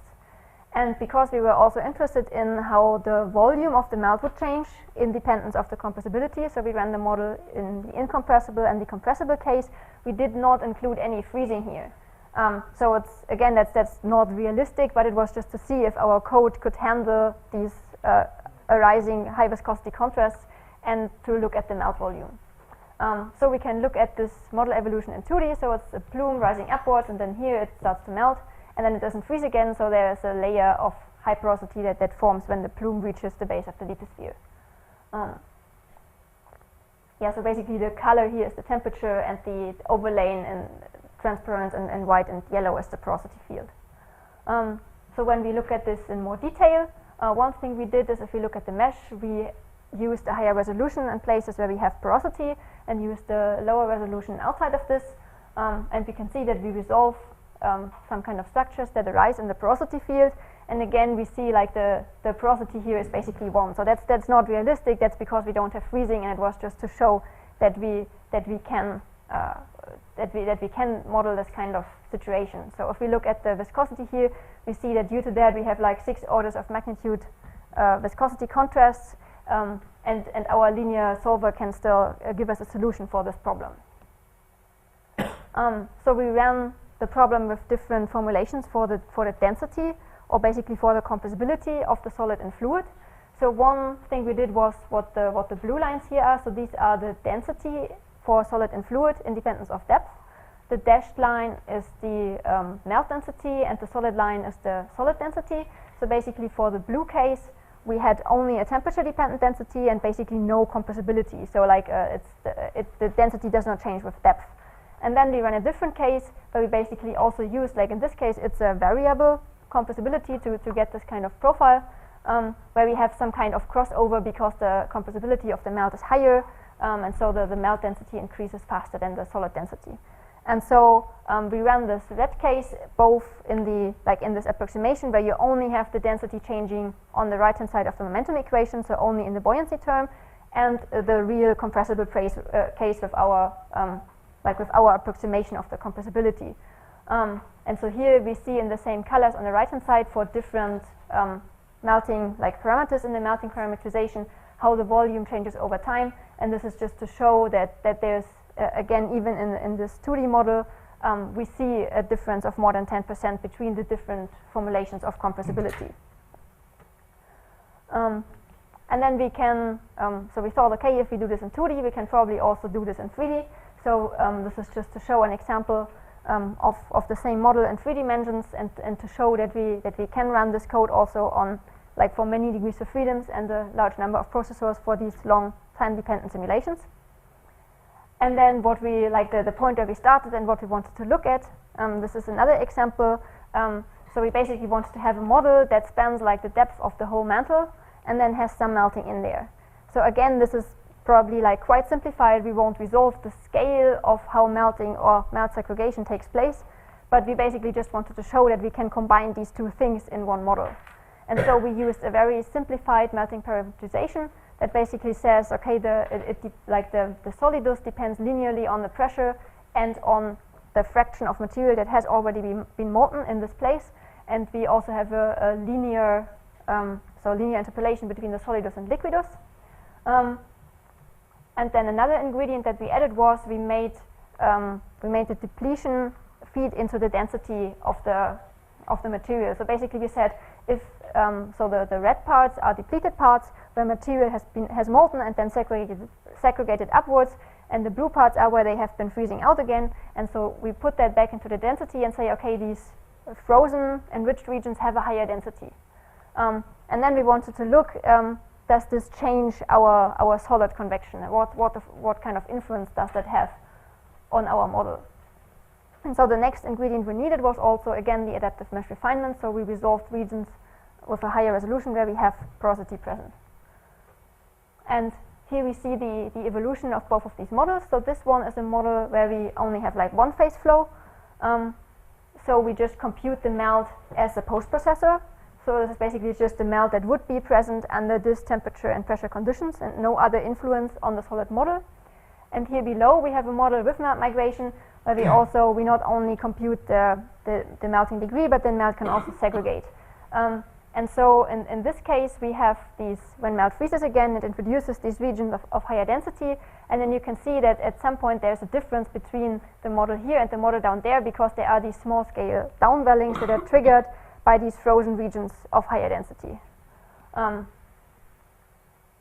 So this is basically what I just explained. So in the beginning, the models are very similar, and then at some point there's a difference because of these introduced high downwellings due to the higher density. So we also looked at like how much of a difference is that quantitatively. So up here we show the enrichment and the depletion over time. So in the beginning it's basically all the same composition, and then at some point we get a layer of depleted material where melting takes place, and above a layer of enriched material where all the things freeze, and then like some of this is distributed further down as downwellings start due to the high density. And if we look at the difference between the model without melt migration and with melt migration, we see that due to the fact that the melt can migrate away and then freeze again, we have like a lower fraction of total melt in the model with the melt migration. And also the root mean square velocity in these models is different as they evolve over time.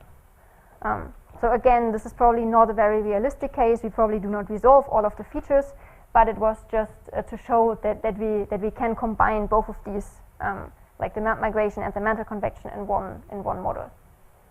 And so to conclude this, finally, we have seen that we now have an open source code for coupled compressible Magma mantle dynamics, and it's adaptive, and we can run 2D and 3D models. And we have successfully applied it to several application cases, and if you want to know more about this, we also this is currently in review. We also have seen that there are a number of challenges. So basically, there are these viscosity ratios, and we do not have the same number of iterations. We need more iterations for different viscosity ratios. We do not have optimal conversion rates for all of the quantities we would like to have. The fluid viscosity is inaccurate, and so in cases where this is important, we can think about basically, is our discretization correct? Is even our, like the formulation of the equations correct? Should we go to solving all of the variables instead of only 3? What would be the cost of that? And also now we have adaptive mesh refinement, so we can probably resolve spatially the melt region, but then we would also have to go to smaller time steps. So we we also have different time scales in the models, and we cannot always resolve that. And also we have seen some talks with much more complex rheology, and so right now we only have viscous rheology, and we can think about if we maybe need to include some more complex things if we want to look at melt and mantle convection together. And so with that, I'd like to thank you for your attention.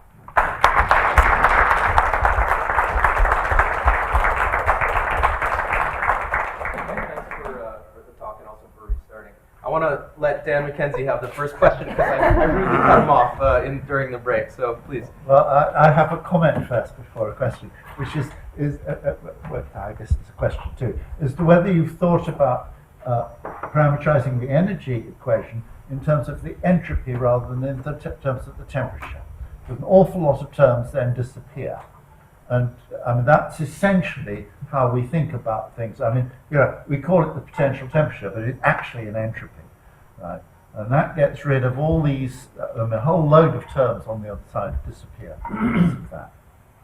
Yeah, I can comment. I mean, I don't want to answer for them, but I did that many years ago in my own PhD. And one of the problems is that it makes some terms convenient, but in fact the prognostic term, the time derivative term, still have a rho t dsdt term. And so you wind up making you still have to make a linearization, or you have to make some approximation that, since you're multiplying the time derivative of entropy by density and temperature, you're still making the assumption that those are the mean state. I mean, we did assume that the reference state was an adiabat.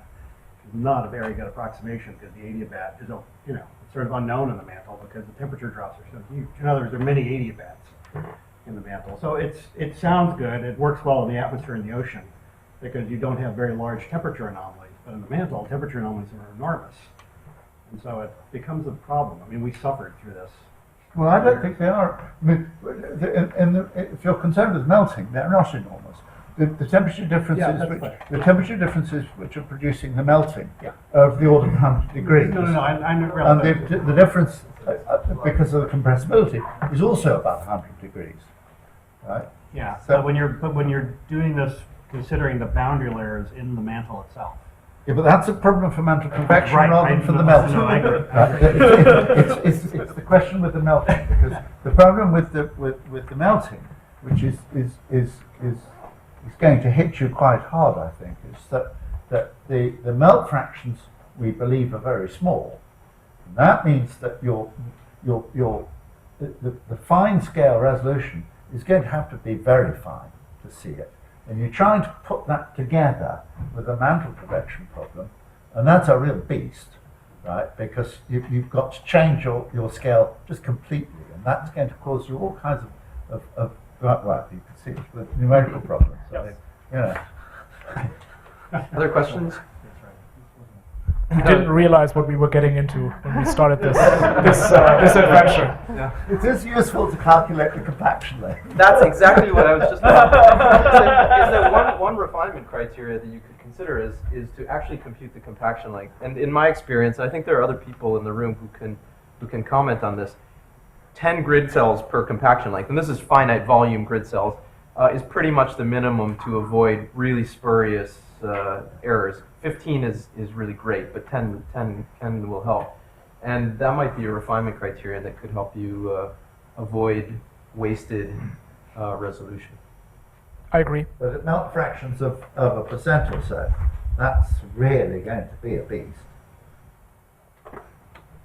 I'd say it's smaller melt fractions that Yeah, the smaller melt fractions, but trying to combine that with any, I think you're going to have to work on two quite different scales, right? In the mantle convection, of do the Stokes problem, and then use that to give you boundary conditions on a much smaller region to hope to follow things.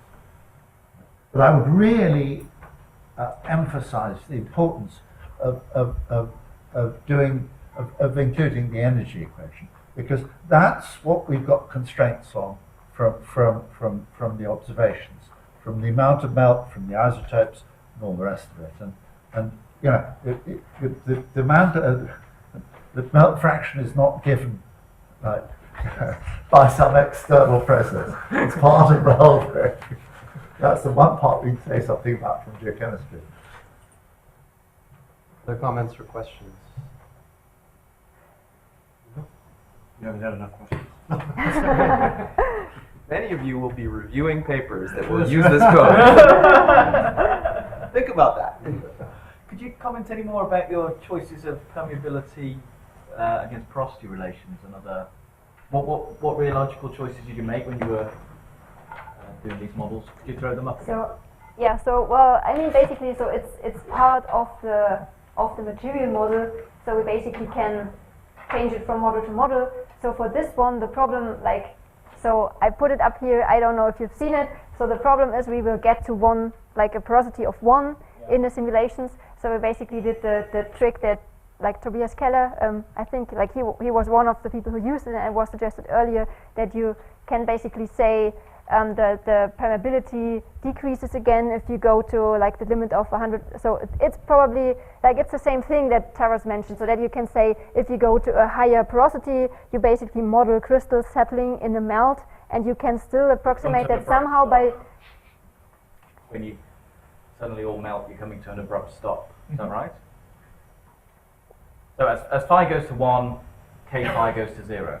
So it just doesn't mean the fluid and the solid don't separate anymore. So it just means that the melt then will start to rise as dye appears. So it's that's probably there's some, I don't know if that's probably not physically the best thing or the best approximation you could do, but we just chose this as an approximation because we wanted to go with the models to these viscosity Oh, is that why it doesn't? Why the melt is stopped by the boundary layer? Because that's what I couldn't understand. I think so, yeah.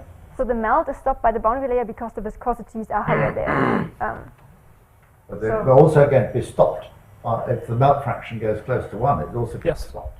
So that they can still migrate upwards as kind of Stokes flow. So they cannot migrate through the solid anymore, but it will be like a Stokes flow of 2. Stokes flow with what viscosity? Well, so having discussed this many, many times with Toby, I would love to add a comment. What I think is really happening when you do this is you're saying, as you go to large porosities, at a point, the solid and the liquid are locked together, but the liquid becomes the dominant phase, and it therefore becomes described by the Stokes equation. So this is a complete hack, but what it kind of gives you a sort of closure. So then the shear of the two-phase aggregate is really just the shear of the liquid, and the liquid viscosity is the solid viscosity, but it's lowered by a large amount because of your porosity weakening. So the distinction between the two phases goes away because they're effectively locked together. I mean, we've done this too. I mean, I think that's fair to say that you're in the, when you're saying Stokes, I mean Stokes settling velocity. I mean, this is like a sediment. No, I mean, it's the Stokes equation that you're solving but for the mantle. When you're in the high porosity limit, these are, sort of scaled as small particles embedded in a fluid. And so they're kind of undergoing, and so the scaling, depending on the drag between the two phases, is like little Stokes settling problems. Yeah. And the problem, I think, is also at that limit, you're using a bulk viscosity formalism sort of says you still have a pressure difference even though you have little tiny solids floating around your liquid. And probably in that limit, the pressures are equal unless you have surface tension.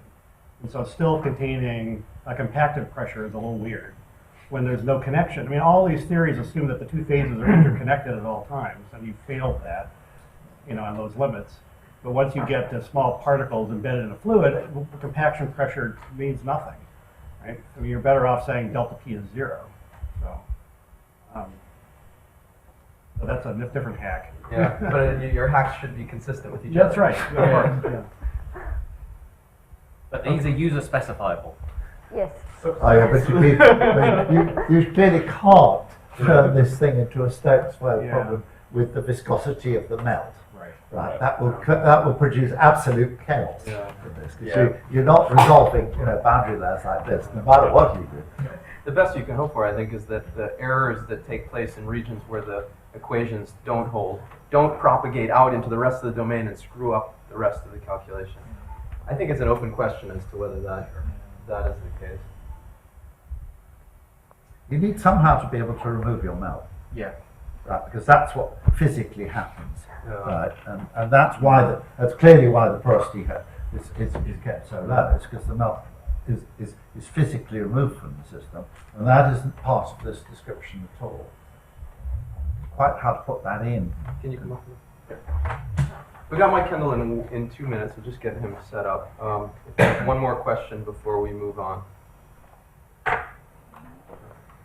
Okay, then let's thank these two and